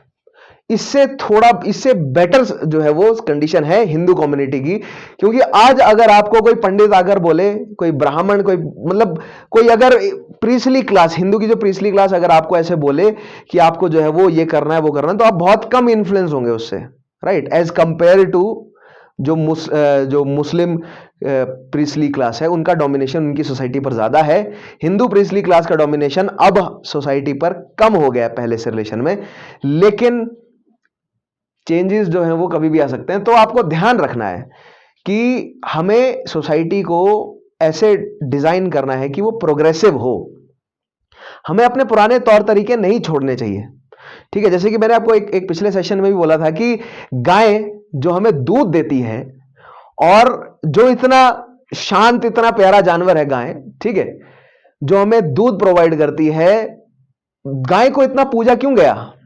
ठीक है, उसके पॉलिटिकल कारण थे, वो मैं बाद में समझाऊंगा, बट स्टिल गाय को अगर एक तरीके से आप सोचे तो इतना पूजा क्यों जाता है? क्योंकि भारत में अकाल पड़ते रहते थे। ठीक है, तो गाय एक ऐसा जानवर था जो भूखमरी के दौरान भी दूध प्रोवाइड कर देता था, जिससे पेट भरा रहता था। और दूध एक ऐसी चीज है जो कि बहुत सारे जो है वो एसेंशियल जितने भी न्यूट्रिएंट्स हैं बॉडी के लिए वो प्रोवाइड कर देता है। ठीक है, इसीलिए गाय को प्रेज किया जाता है, इसीलिए गाय को एज अ फैमिली मेंबर रखा जाता है। और जैसे कि मैंने आप पिछले भी एक सेशन में बताया था कि किस तरह आज की जो नई जनरेशन है वो गाय पालना एक बहुत पिछड़ा हुआ काम समझती है, जबकि गाय पालना एक बिल्कुल बेसिक एक्टिविटी थी हिंदू सोसाइटी की। ठीक है, तो मेरी इच्छा तो, मुझे तो ऐसा ही लगता है कि ये फिर से रिवाइव होना चाहिए, घर घर में पाले जाने चाहिए पशु, गाय जैसे, या दूध देने वाला पशु जो है वो पाले जाना चाहिए, ताकि दूध जो मतलब बहुत एसेंशियल चीज है, साउथ, ये जो हमारी साउथ क्या बोलते हैं, ईस्ट एशियाटिक जो सोसाइटी है, दूध यहाँ के लिए बहुत एसेंशियल जो है वो कमोडिटी है, और वो घर घर पर होना चाहिए। हमें कहीं से परचेज करके अच्छी क्वालिटी का ना मिले पीने को तो फिर उसका क्या फायदा, राइट। सो पॉइंट मेरा ये है, कहना मैं ये चाहता हूं कि जो पुरानी तौर तरीके हैं उसको, और जो नई टेक्नोलॉजी है, नई आइडियोलॉजीज है, दोनों को जोड़कर हमें सोसाइटी को आगे बढ़ाना है, जैसे जापान ने किया है। ठीक है, मतलब शुरुआत करी थी सोसाइटी उनकी भी, ऐसा नहीं है कि उनकी सोसाइटी करप्ट नहीं है, कि समस्याएं उनकी सोसाइटी में नहीं है, बहुत डिग्रेडेड है उनकी सोसाइटी भी कई मामलों में, लेकिन इनिशियली उन्होंने जो तरक्की करी है उसका बेस यही था कि उन्होंने अपने पास्ट और अपने फ्यूचर को जोड़कर जो है वो चले वो। ठीक है, तो भारत में भी ये बहुत जरूरी है, और इस्लाम के लिए भी ये बहुत जरूरी है। अगर जितनी भी इस्लामिक कम्युनिटीज हैं, अगर वो थॉरली तरक्की चाहती हैं तो उन्हें चेंज होना पड़ेगा। और यहां पर उसी का बिल्कुल ऑपोजिट हो रहा है कि चेंज ना करो। देखिए, जनता कलेक्टिवली एक तरीके से सोचेगी, जनता कलेक्टिवली एक तरीके से बिहेव करेगी, उसका कलेक्टिव फायदा किसे होगा? क्या लगता है आपको? सोच के देखिए। अगर आपके जहन में जवाब आता है लीडर, तो बिल्कुल सही सोच रहे हैं आप। अगर एक मास पॉपुलेशन एक तरीके से सोच रही है ना, तो आप मान के चलिए कि कोई एक एरिस्टोक्रेटिक क्लास है जो उस चीज का फायदा उठा रही होगी। तो जो मुस्लिम रूलिंग क्लास है, उनको फायदा किस चीज में है? कि उनकी मुस्लिम पॉपुलेशन जो है वो उनके बनाए हुए रूढ़िवादी तौर तरीकों में उलझे रहे, ताकि जब चाहे जैसे चाहे वो उनको इस्तेमाल करते रहे। इसीलिए चेंज नहीं होने देना, मॉडर्नाइजेशन नहीं लाना। ठीक है, वही ये मूवमेंट कर भी रहे थे। सो फैराइजी मूवमेंट ने भी वही किया। नेक्स्ट चीज देखिएगा, अंडर द लीडरशिप ऑफ हाजी सन, अब हाजी शरीयतुल्लाह की मृत्यु हो गई और उनके लड़के आए Dadu Miyan. The movement became revolutionary from 1840 onwards. So Faraizi movement revolutionary कब हुआ? When Dadu Miyan took over the movement. Dadu Miyan was who? He was the son of Haji Shariatullah. 1840 के बाद उन्होंने फराइजी मूवमेंट की बागडोर अपने हाथ में संभाली। He gave the movement an organisational system and the village, from the village to the provincial level with a खलीफा or authorised deputy at every level. ये बहुत इंपॉर्टेंट पॉइंट है। हर एक विलेज से लेकर विलेज के ऊपर जो है वो डिस्ट्रिक्ट से ऊपर जो है वो प्रोविंशियल लेवल, विलेज से प्रोविंशियल लेवल तक ऑर्गेनाइज किया फराइजी मूवमेंट को। किसने? दादू मियां ने। और हर एक लेवल पर उन्होंने खलीफों को अपॉइंट किया। The Faraidi organised a paramilitary force, बहुत इंपॉर्टेंट है, पहली बार किसी मुस्लिम रेवोल्यूशनरी ऑर्गेनाइजेशन ने एक पैरामिलिट्री फोर्स जो है वो डेवलप करी, तो वो फराइजी मूवमेंट में था। डायरेक्ट सवाल है ये। So Faraizis organised a paramilitary force armed with clubs. Clubs क्या होते हैं? गदा जैसे जो हथियार होते हैं। दैट मीन्स एक ऐसा हथियार जो एक सिरे से भारी हो। ठीक है, एक ऐसा हथियार जो एक सिरे से भारी हो और एक सिरे से हल्का हो, उसको कहा जाता है क्लब। अब अलग अलग शेप्स में बन सकता है क्लब, आप इमेजिन कर ही सकते हैं। एक सिरे से भारी रखना है, दूसरे सिरे से हल्का रखना है, ठीक है, उसको कहा जाता है club. To fight the zamindars who were mostly Hindu, though there were some Muslim landlords too besides the indigo planter. तो बेसिकली जमींदार से लड़ रहे हैं वो, और अंग्रेजों ने दिया इसको हिंदू मुस्लिम का रुख, लेकिन वो लड़ रहे हैं जमींदारों से। अब जमींदार जो है वो हिंदू भी है, मुस्लिम भी है, और इंडिगो प्लांटर यानी कि अंग्रेज भी हैं। तीनों तरीके के जमींदार हैं। हिंदू भी है, लेकिन ज्यादा पॉपुलेशन हिंदू जमींदारों की है।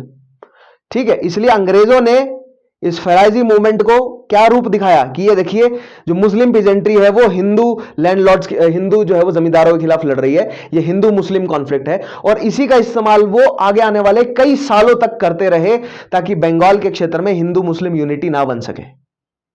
ठीक है, आगे देखिए, Dadu Miyan asked his followers not to pay rent. The organisation even established the its own law courts. अपने जो है वो खुद के कोर्ट्स इन्होंने एस्टेब्लिश किए। Dadu Miyan was arrested several times and his arrest in 1847 finally weakened the movement. The movement survived merely as a religious movement without political overtones. After the death of Dadu Miyan in 1862। Dadu Miyan 1847 में arrest हुए, उसके बाद movement पड़ गया फीका, और फिर रिलीजियस मूवमेंट की तरह, ये भी अंग्रेजों ने जिंदा रखा इसको, केवल इस मूवमेंट को, फराइजी मूवमेंट को केवल अंग्रेजों ने जिंदा रखा, तब तक जिंदा रखा जब तक हिंदू मुस्लिम में ये जो दरार है ये और ज्यादा चौड़ी ना हो जाए। ठीक है, दैट मीन्स इस कॉन्फ्लिक्ट को बरकरार रखा अंग्रेजों ने। आगे आने वाले सेशन में आपको समझाऊंगा किस तरह जो है वो अंग्रेजों ने बंगाल की पीजेंट्री को बहका कर रखा है। ठीक है, नेक्स्ट देखिए, नेक्स्ट आएगा आपका अहमदिया मूवमेंट। अब अहमदिया मूवमेंट क्या है देखते हैं। The Ahmadiyya forms a sect of Islam which originated from India. Ahmadiyya जो है वो अहमदिया मुस्लिम भारत से जो है वो निकले हैं। Second point, it was founded by Mirza Ghulam Ahmad in 1889। Ahmadiyya movement कब एस्टेब्लिश हुआ है? 1889 में। किसने एस्टेब्लिश किया है? Mirza Ghulam Ahmad. It was based on liberal principles, उदारवादी पर, उदारवाद पे बेस्ड है ये। ठीक है, लिबरल प्रिंसिपल्स। लिबरल प्रिंसिपल का मतलब क्या होता है? एक लिबरल प्रिंसिपल क्या है कि आपको कट्टरपंथ नहीं करना है किसी भी चीज का, आपको तर्क शक्ति का इस्तेमाल करना है, आपको लॉजिक लगाना है, आपको सोचना है जो सभी के लिए फायदेमंद हो। मैंने आपको पिछले सेशन में बोला था ना कि जरूरी नहीं है कि अगर कोई परंपरा, कोई प्रैक्टिस अगर चली आ रही है तो वो सही है। सती प्रथा चली आ रही थी तो वो सही नहीं थी। ठीक है, सो दैट मीन्स आपको जो है वो लॉजिक लगाना पड़ेगा, आपको जनता की भलाई के लिए सोचना पड़ेगा, आपको इंसानियत के तौर पे चीजों को सोचना शुरू करना पड़ेगा। इंसानियत एक ऐसी चीज है जो भारतीय सोसाइटी में बहुत समय से मौजूद नहीं थी। अगर भारतीय सोसाइटी में सती प्रथा की जा रही है और लोग उसको सपोर्ट कर रहे हैं, सो दैट मीन्स भारतीय सोसाइटी में इंसानियत नहीं थी। जो ह्यूमैनिटी का जो कॉन्सेप्ट है, ये वेस्टर्न कॉन्सेप्ट आप मान सकते हैं। उनकी सोसाइटी ज्यादा वायलेंट है, आप मानेंगे नहीं। जो ह्यूमैनिज्म होना चाहिए, लिबर्टी, फ्रेटर्निटी आना चाहिए, ठीक है, उनके जो ये जो कॉन्सेप्ट है ना, ये भारतीयों ने अडॉप्ट किए। ऐसा नहीं है, भक्ति मूवमेंट, सूफी मूवमेंट भारत में भी आया। बहुत सारे ऐसे जो हैं वो भारत से ऐसे एस्टिक, ऐसे मिस्टिक्स जो हैं वो निकले हैं जिन्होंने शांति का जो है वो वचन दिया। बुद्धिज्म इनफैक्ट भारत से निकला है, जैनिज्म भारत से निकला है। बट फिर भी भारत की सोसाइटी बहुत ज्यादा वायलेंट थी, और यूरोप में भारत के रिलेशन में ज्यादा युद्ध हुए हैं। भारत में जितने हमने युद्ध पढ़े हैं ना, यूरोप के क्षेत्र में उससे कई गुना ज्यादा युद्ध हुए, क्योंकि वहां पर रिसोर्सेज बहुत ज्यादा कम है, इसलिए वो लोग कॉन्स्टेंटली कॉन्फ्लिक्ट में रहे। इसीलिए वहां पर जो है वो नेचुरली इंडस्ट्रियलाइजेशन पहले भी आया, क्योंकि वहां पर जो अदर नेचुरल रिसोर्सेज है ना, उसकी कमी है भारत के मुकाबले। भारत की जो जमीन है वो बहुत कुछ उपज के दे देती है भारत को, राइट। यूरोप जो है वो रिलेटिवली बंजर है, 8 महीने ठंडा रहता है, इसलिए वहां के लोग ज्यादा कॉन्फ्लिक्ट में रहते हैं। बट स्टिल जो इसीलिए वहां पर सब कुछ पहले हो रहा है। इंडस्ट्रियलाइजेशन वहां पर पहले आ गया, सामंतवादी वहां पर पहले आ गई, सामंतवादी से कैपिटलिज्म, पूंजीवाद जो है वहां पर पहले आ गया, डेमोक्रेसी वहां पर पहले स्टेब्लिश हो गई, ह्यूमैनिटी, फ्रेटर्निटी, लिबर्टी, वो सारे आइडियाज वहां पर पहले आ गए। ठीक है, वहां पर पहले क्यों आए हैं ये हमें समझना है। इसका मतलब ये नहीं है कि भारत किसी तरह पिछड़ा हुआ था, भारत समृद्ध था, इसीलिए भारत में उन सारी चीजों की जरूरत नहीं थी। समझाऊंगा मैं आगे आने वाले सेशंस में। एंशिएंट को जब हम धीरे धीरे बारीकी से पढ़ेंगे तो बिल्कुल क्लियर हो जाएगा, वर्ल्ड हिस्ट्री खासकर जो एंशिएंट वर्ल्ड हिस्ट्री है। ठीक है, एनसीईआरटी क्लास 11th की, वहां से हम उठाएंगे।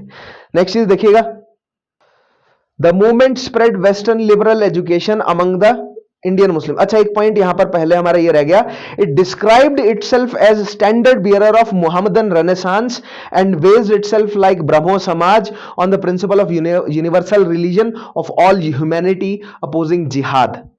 अब यहां पर अहमदिया मूवमेंट ने अपोज किया जिहाद का। अहमदिया मूवमेंट ने बोला कि जिस तरह हिंदू सोसाइटी को रिवाइव करने का काम ब्रह्मो समाज ने किया, उसी तरह हम मुसलमानों को भी अब अपनी सोसाइटी को रिवाइव करना चाहिए। हिंदुओं ने अपने आप को सुधार लिया है, हम पीछे रह गए हैं, हमें अपने आप को सुधारना चाहिए।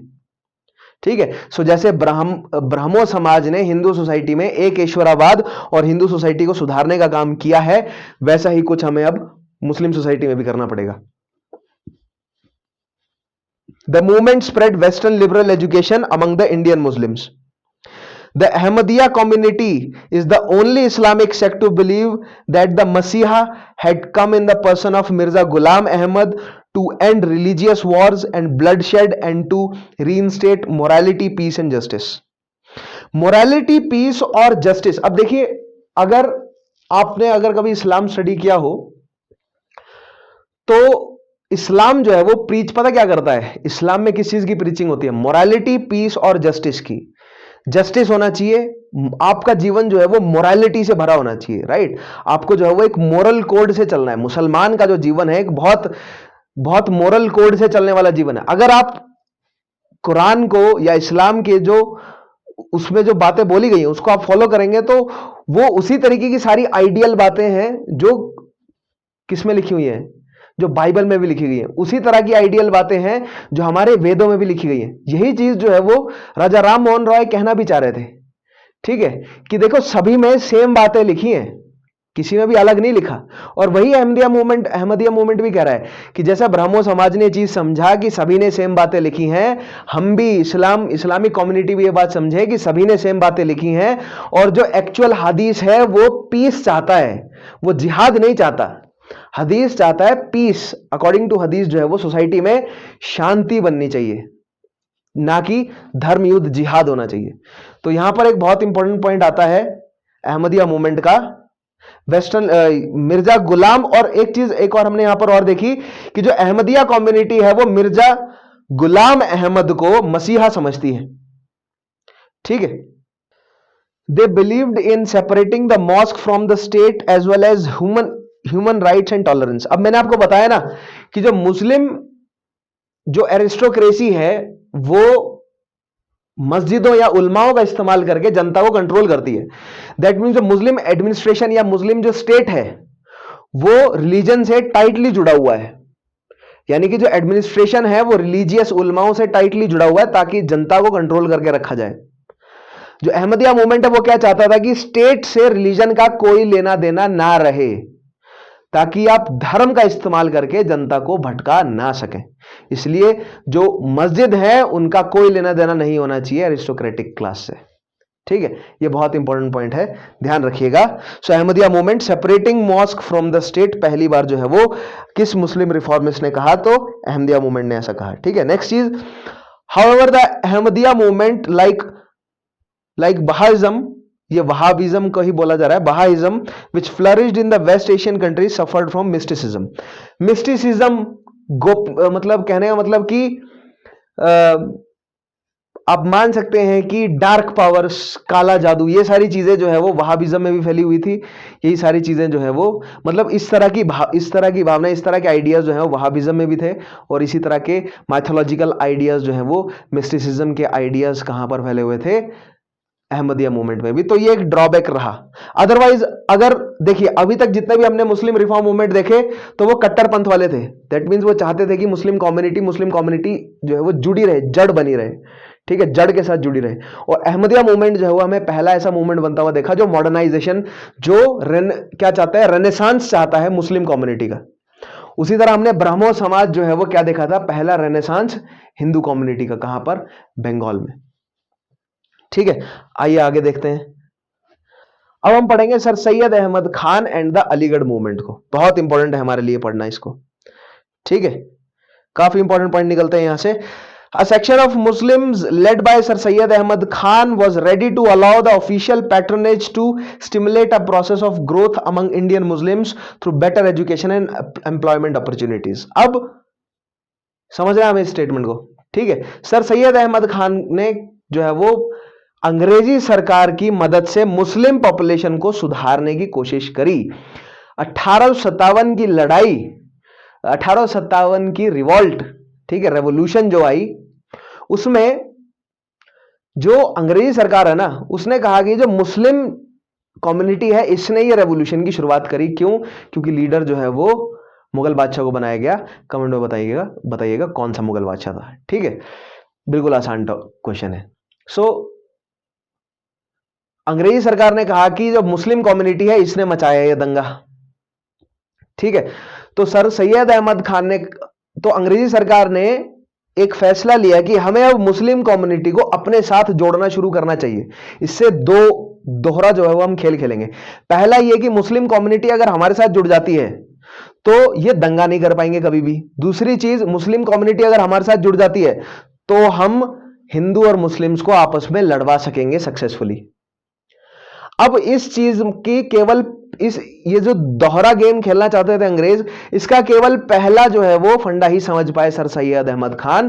उनको केवल ये चीज बेटर लगी कि हमें अंग्रेजों के साथ जुड़ जाना चाहिए। अगर हम अंग्रेजों के लॉयलिस्ट बन जाते हैं तो जो हमारी मुस्लिम कम्युनिटी है, ये जो मुस्लिम जवान लड़के हैं, इनको एजुकेशन मिलना शुरू हो जाएगी और इनकी लाइफ जो है वो मॉडर्नाइज हो जाएगी, थोड़ी सुधर जाएगी।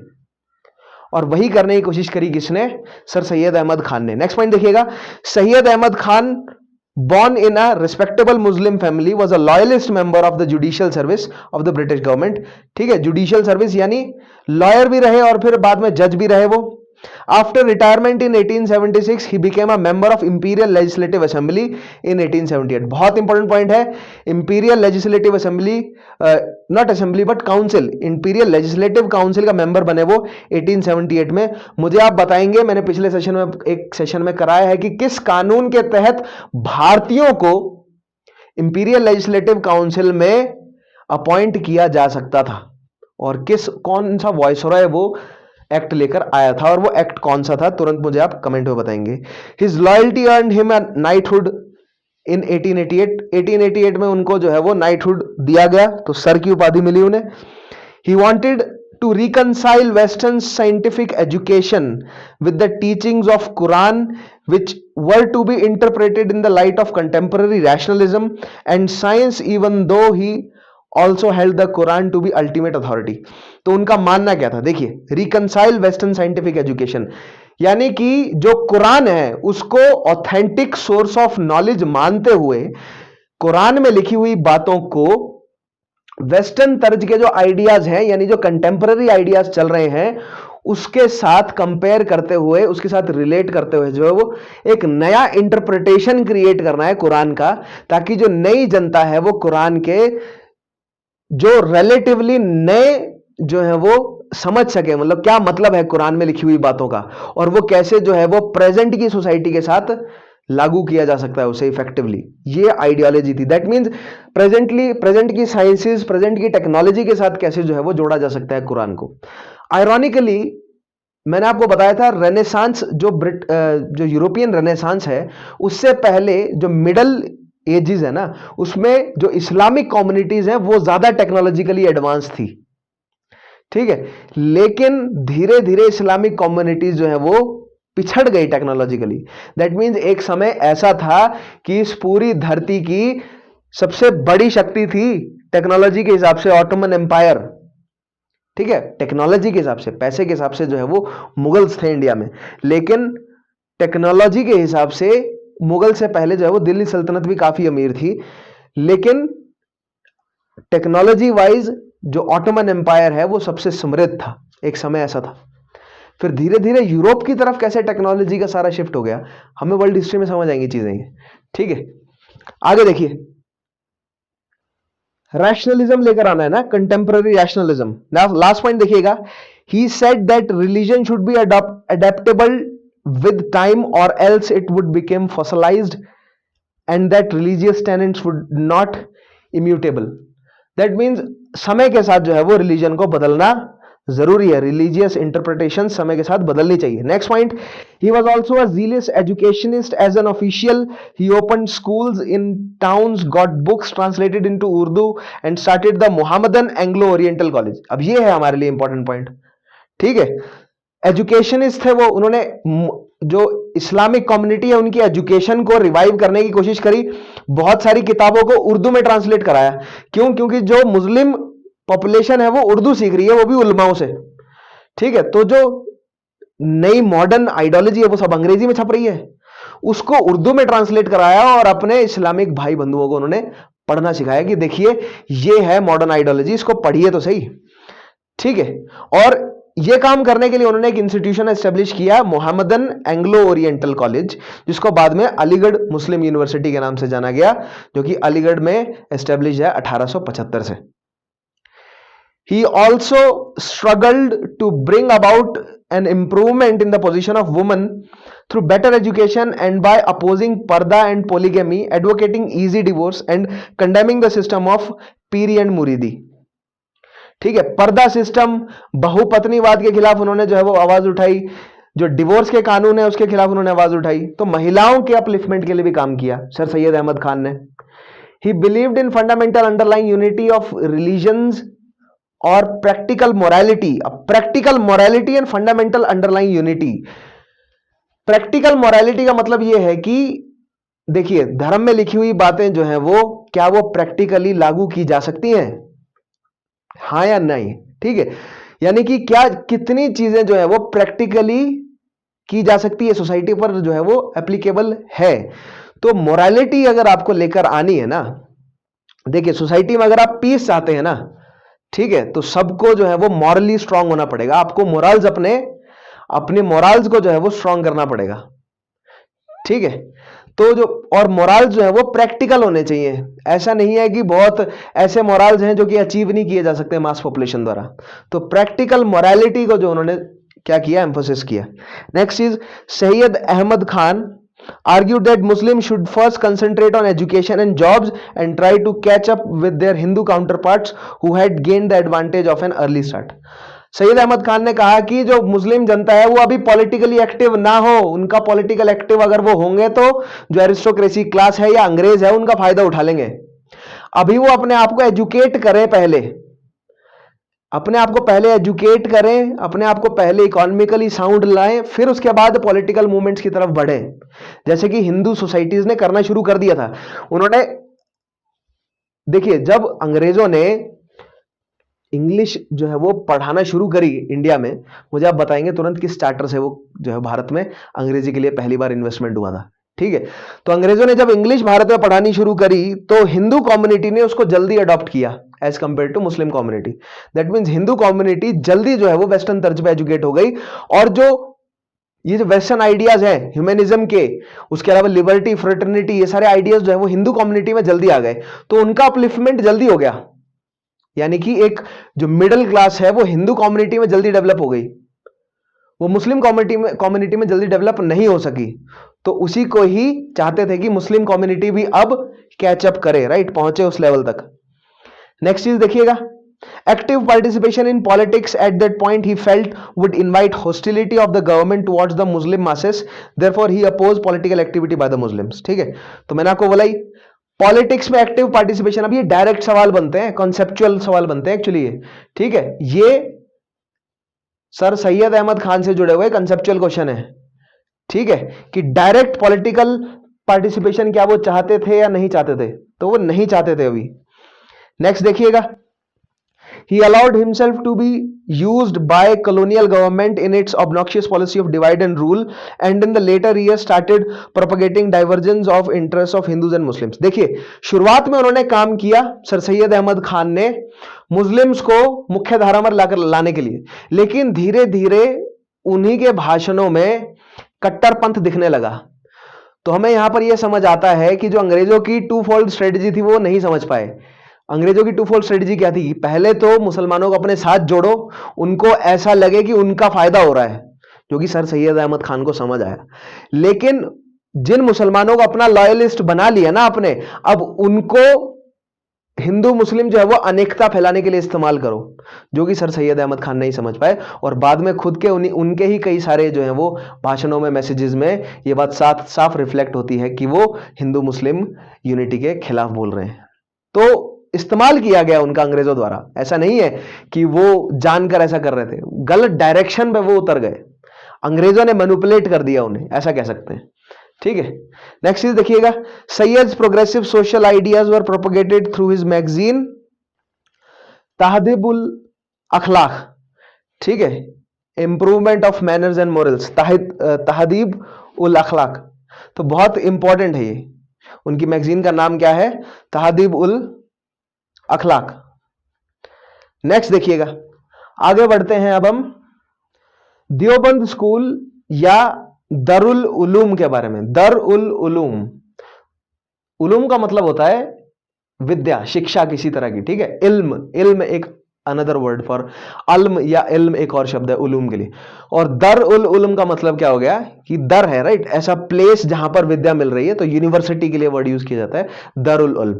पहला पॉइंट देखिएगा, the Deoband movement was organised by orthodox sections among the Muslim ulema as a revivalist movement with the twin objective of propagating pure teachings of Quran and Hadith among Muslims and keeping alive the spirit of jihad against the foreign rulers। अब जिहाद foreign rulers के खिलाफ बना रहना चाहिए। क्यों? क्योंकि जो क्रिश्चियन मिशनरीज है ना, वो बहुत बड़े लेवल पर इस्लामिक लोगों को कन्वर्ट कर रही थी क्रिश्चियनिटी में।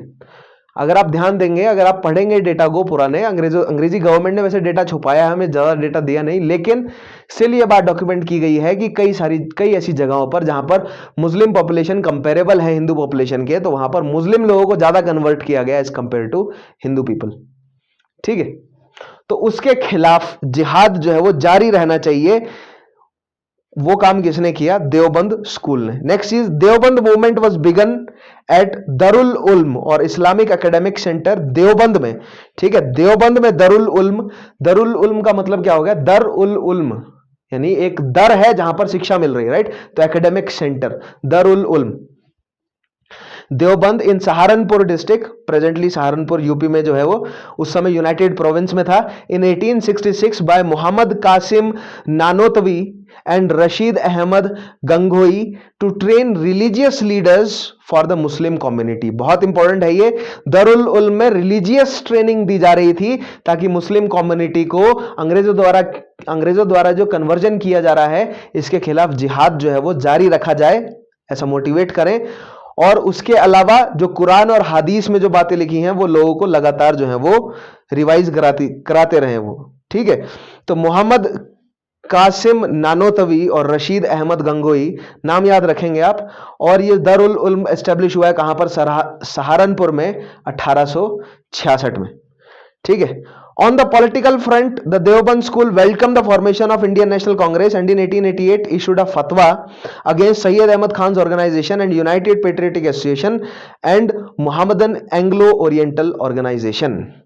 अब ये United Patriotic Association, Mohammedan Anglo Oriental Association, sir Syed Ahmad Khan की जो एसोसिएशन है, ये सारी जो ऑर्गेनाइजेशंस है ना, ये ऐसे लॉयलिस्ट मुस्लिम लीडर्स ने प्रिपेयर करी है जो कि अंग्रेजों के ये टू फोल्ड जो मैंने आपको बताया ना, अंग्रेजों का जो टू फोल्ड जो प्लान था इसको समझ नहीं पाए। अंग्रेजों का प्लान क्या था कि मुस्लिम्स को पहले बहलाओ फुसलाओ, अपने कब्जे में लो और फिर उनको हिंदू मुस्लिम अनेकता फैलाने के लिए यूज करो। ठीक है, तो यहां पर और सैयद अहमद खान और ये बाकी जो ऑर्गेनाइजेशंस के मैंने आपको नाम बताए, ये क्या कर रहे हैं? ये मुस्लिम धर्म में क्या लाना चाहते हैं? रेनेसांस यानी पुनर्जागरण लाना चाहते हैं और वेस्टर्नाइजेशन से जोड़ना चाहते हैं इस्लामिक धर्म को। और जो दरुल उल्म है वो क्या चाहता है कि कट्टरपंथ बना रहे। ठीक है, तो दरुल उल्म ने इंडियन नेशनल कांग्रेस को सपोर्ट किया। क्यों? क्योंकि सैयद अहमद खान बाद में इंडियन नेशनल कांग्रेस का अपोज करने लगे। अंग्रेजों ने इस्तेमाल किया सैयद अहमद खान का कांग्रेस का अपोज करने के लिए, या इस तरह कह सकते हैं कि कांग्रेस के खिलाफ जो है वो एक और फ्रंट तैयार किया अंग्रेजों ने इस्लाम का इस्तेमाल करते हुए। ये 2-3 ऑर्गेनाइजेशंस जो मैंने आपका नाम बताई। तो दारुल उल्म ने सपोर्ट किया किसका? इंडियन नेशनल कांग्रेस का। तो ये आपको सुनने में थोड़ा कंफ्यूजिंग लग रहा होगा, लेकिन एक बार शांत दिमाग से बैठ के सोचिए। इंडियन नेशनल कांग्रेस जो क्या है, देखिए ये दरुल उल्म भी क्या है? रिलीजियस रिफॉर्म्स मूवमेंट है।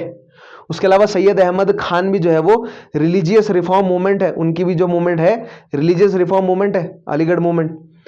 उसके अलावा बाकी भी जो है वो थोड़ा रिलीजियस और सोशल रिफॉर्म मूवमेंट्स हैं।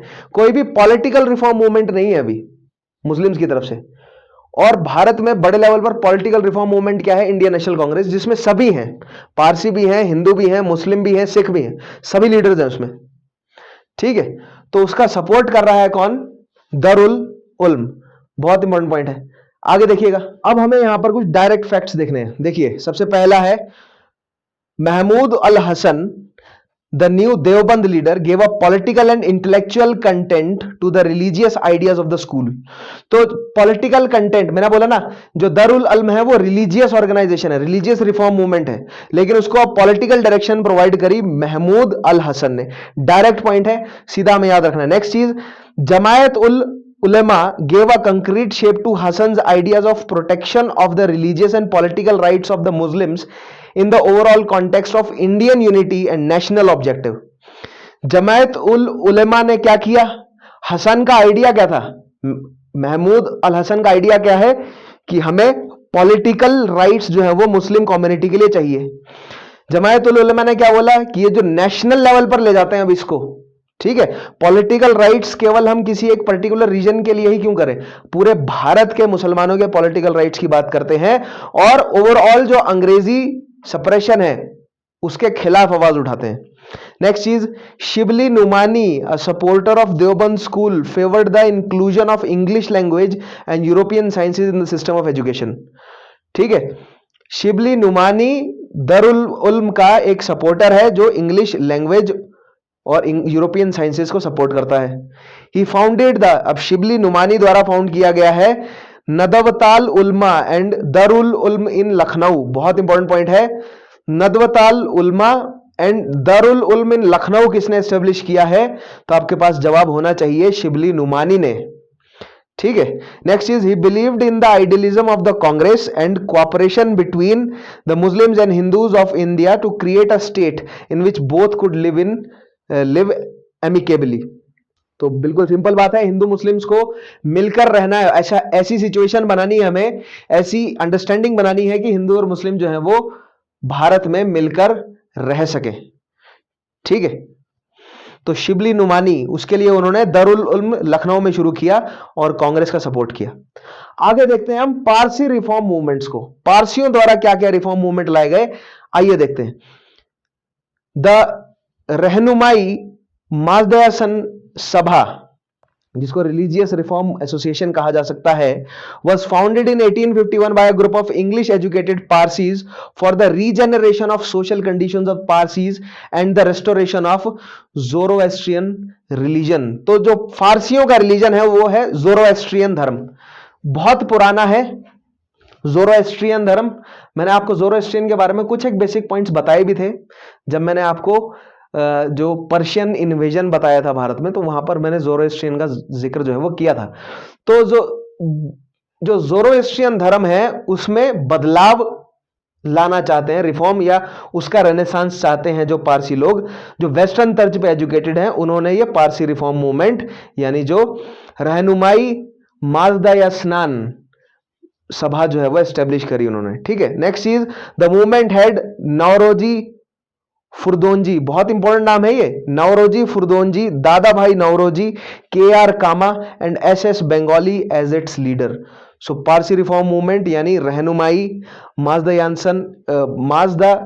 यासनन का के जो लीडर्स हैं वो कौन कौन से हैं? नौरोजी फुरदोंजी, दादा भाई नौरोजी, KR कामा और SS बंगाली.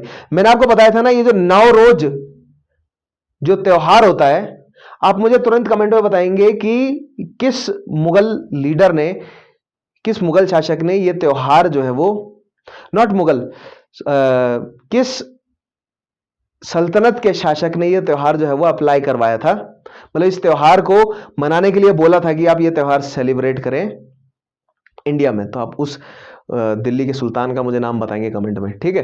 मैंने पिछले एक सेशन में करा दिया है. और फिर किस शासक ने हटा दिया इस नवरोज को.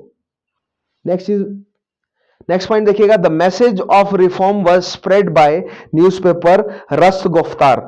बहुत इंपॉर्टेंट है, ध्यान रखेंगे. पारसियों का जो ये सभा थी, इनका जो अखबार था वो था रस्त गुफ्तार. नेक्स्ट आएगा, Parsi religious rituals and practices were reformed and Parsi creed redefined. तो यही मैंने आपको बोला कि उनकी सोसाइटी को जो है वो उनके रिचुअल्स में रेनेसांस लाने की कोशिश की गई. In the social sphere attempts were made to uplift the status of Parsi woman through removal of purdah system, raising the age of marriage and education.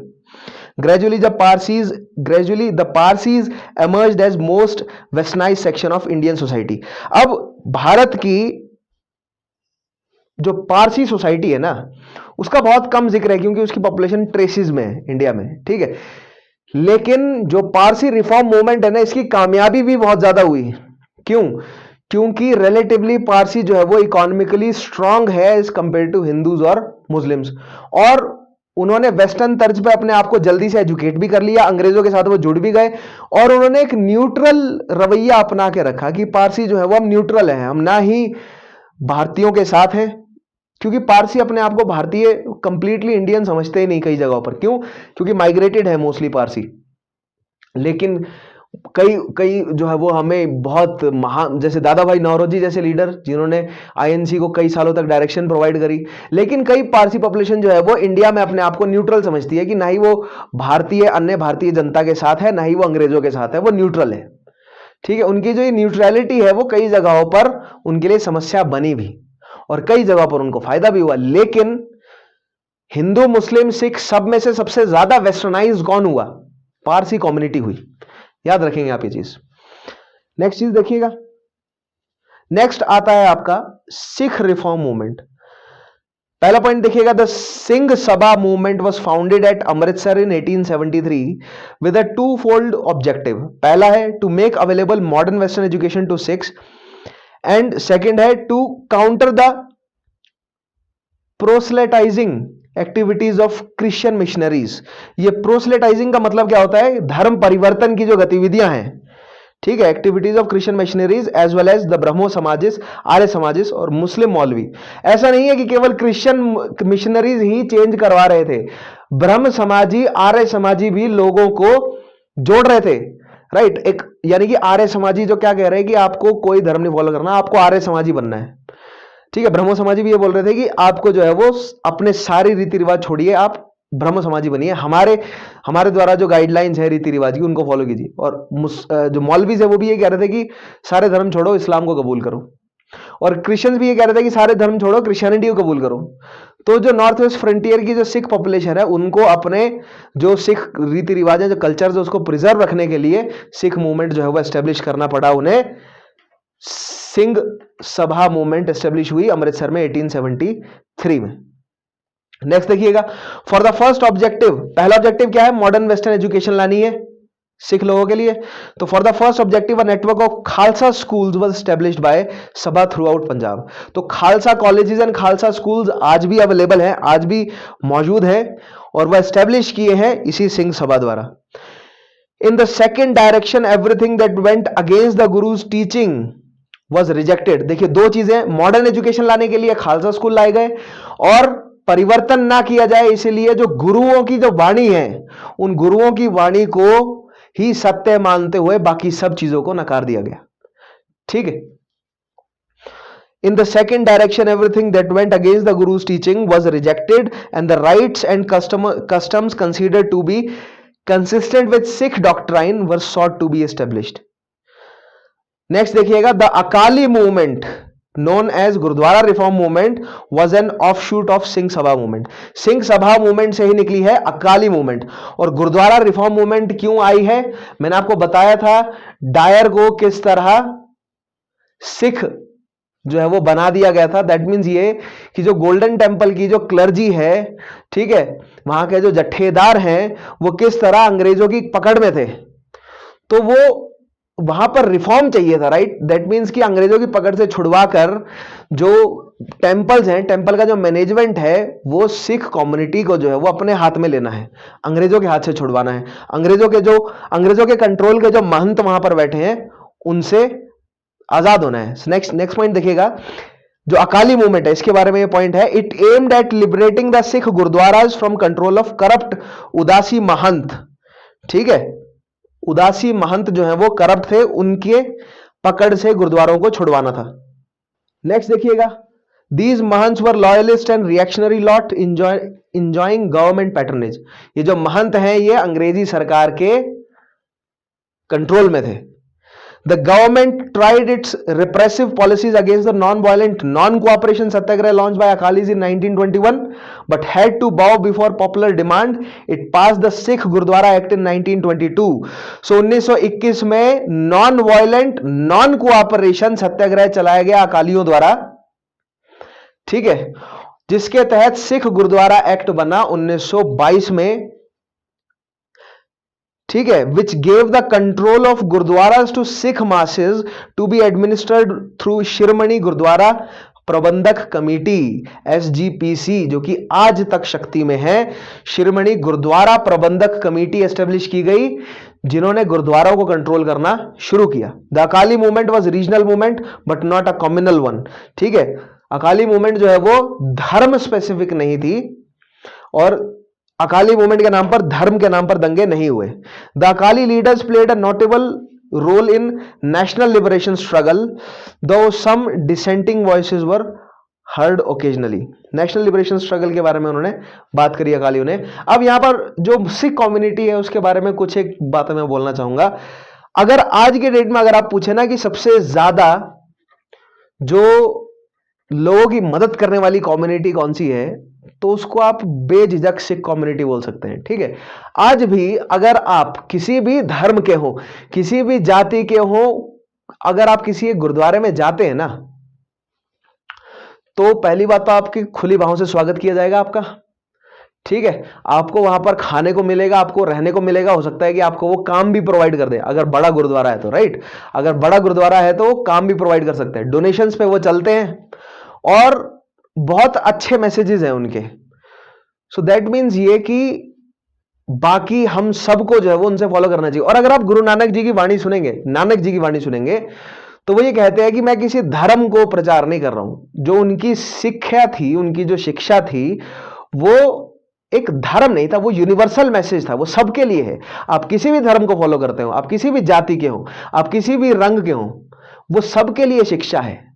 ठीक है, वो धीरे धीरे फिर उसका मिलिटराइजेशन हुआ, धीरे धीरे जो है वो एक फॉर्मल धर्म के रूप में एस्टेब्लिश हुआ। अगर आप सिखों का इतिहास पढ़ेंगे, मैं हो सकता है कि एक सेशन जो है वो सिखों के इतिहास पर लेकर आऊं, उसमें मैं आपको अच्छे से एक्सप्लेन करूंगा कि कैसे जो है वो एक शुरू हुआ था यूनिवर्सल मैसेजेस से, और फिर धीरे धीरे उसका क्या हुआ, मिलिटराइजेशन हुआ और एक पंथ बना। और आज भी वो एक बहुत बड़ा स्ट्रक्चर है, और काफी जो है वो आप मान सकते हैं उनको समृद्ध हैं सिख, और काफी मदद करते हैं लोगों की वो। इस चीज के लिए जो है आप प्रेज कर सकते हैं सिख धर्म को या सिख कम्युनिटी को, कि वो लोगों की मदद तो करते हैं डेफिनेटली। आज के सेशन को मैं यहां पर कंक्लूड करता हूं। क्या पढ़ा हमने आज के सेशन में मुस्लिम, पारसी और सिख रिफॉर्म मूवमेंट्स देखे। बिल्कुल बेसिक फाउंडेशनल हमने जो है वो कॉन्सेप्ट उठाए। कुछ बेसिक हमने सवालों के जवाब ढूंढने की भी हमने कोशिश करी। ठीक है, मैंने आपको बताया कि कौन कौन से कट्टरपंथी जो है वो मुस्लिम रिफॉर्म मूवमेंट्स थे, और उसके अलावा कुछ जो है वो लिबरल या जो बदलाव चाहते थे मुस्लिम कम्युनिटीज में। तो दोनों के हमने एग्जांपल्स देखे, और मैंने आपको समझाने की थोड़ी बहुत कोशिश करी कि किस तरह जो है वो धर्म का इस्तेमाल किया जाता है मासिस को मूव करने के लिए। ठीक है, जिहाद क्या है उसका एक बेसिक एग्जांपल मैंने देने की कोशिश करी। अब इन्हीं सारी चीजों को, इन्हीं सभी कॉन्सेप्ट्स को हमें घुमा फिराकर कई सारे जो है वो इतिहास के जो चैप्टर्स है उनमें लगाकर पढ़ना है, बहुत जरूरी है। और खास करके जब मैं इस्लाम का ओरिजिन आपको पढ़ाऊंगा वर्ल्ड हिस्ट्री में, तब वहां पर सारी चीजें क्लियर हो जाएंगी। ठीक है, सिख का ओरिजिन भी पढ़ाऊंगा मैं, सिख धर्म का ओरिजिन कैसे होगा वो भी पढ़ाऊंगा, हिंदुइज्म का ओरिजिन भी हम समझेंगे अच्छे से। ठीक है, इन सारी चीजों को हम डिटेल में समझेंगे, डरिए मत, सारे टॉपिक्स अभी आने वाले हैं। अगर आपने पिछले टॉपिक्स नहीं देखे हैं, तो मैं हमेशा से बोलता आया हूं पिछले टॉपिक्स देखिए, आपको बहुत जरूरी है वो पिछले टॉपिक्स देखें। कैसे अच्छे लगे, बुरे लगे, क्या कमी लगी, क्या सुधार होना चाहिए। ठीक है, वो सारी चीजें कमेंट में मेंशन कीजिएगा। ये लेक्चर आपको कैसा लगा तुरंत आप मुझे कमेंट में बताएंगे। आपके कमेंट, आपका फीडबैक जो है वो बहुत जरूरी है मेरे लिए। उसके अलावा अगर आप सीएससी के लिए प्रिपेयर कर रहे हैं, तो नीचे आपको वीडियो के डिस्क्रिप्शन में आपको लिंक मिल जाएगा स्टडी IQ की लर्निंग एप्लीकेशन का, उसे इंस्टॉल कीजिएगा। उस पर सीएससी का एक थॉरो प्रोग्राम अवेलेबल है। उसके अलावा बहुत सारा मटेरियल उस एप्लीकेशन पे अवेलेबल है, make sure you check that out. ठीक है, आज के सेशन को मैं यहां कंक्लूड करता हूं। मेरा नाम है विशाल चौहान, मैं मिलूंगा आपसे अगले सेशन में। तब तक के लिए अपना ध्यान रखिएगा।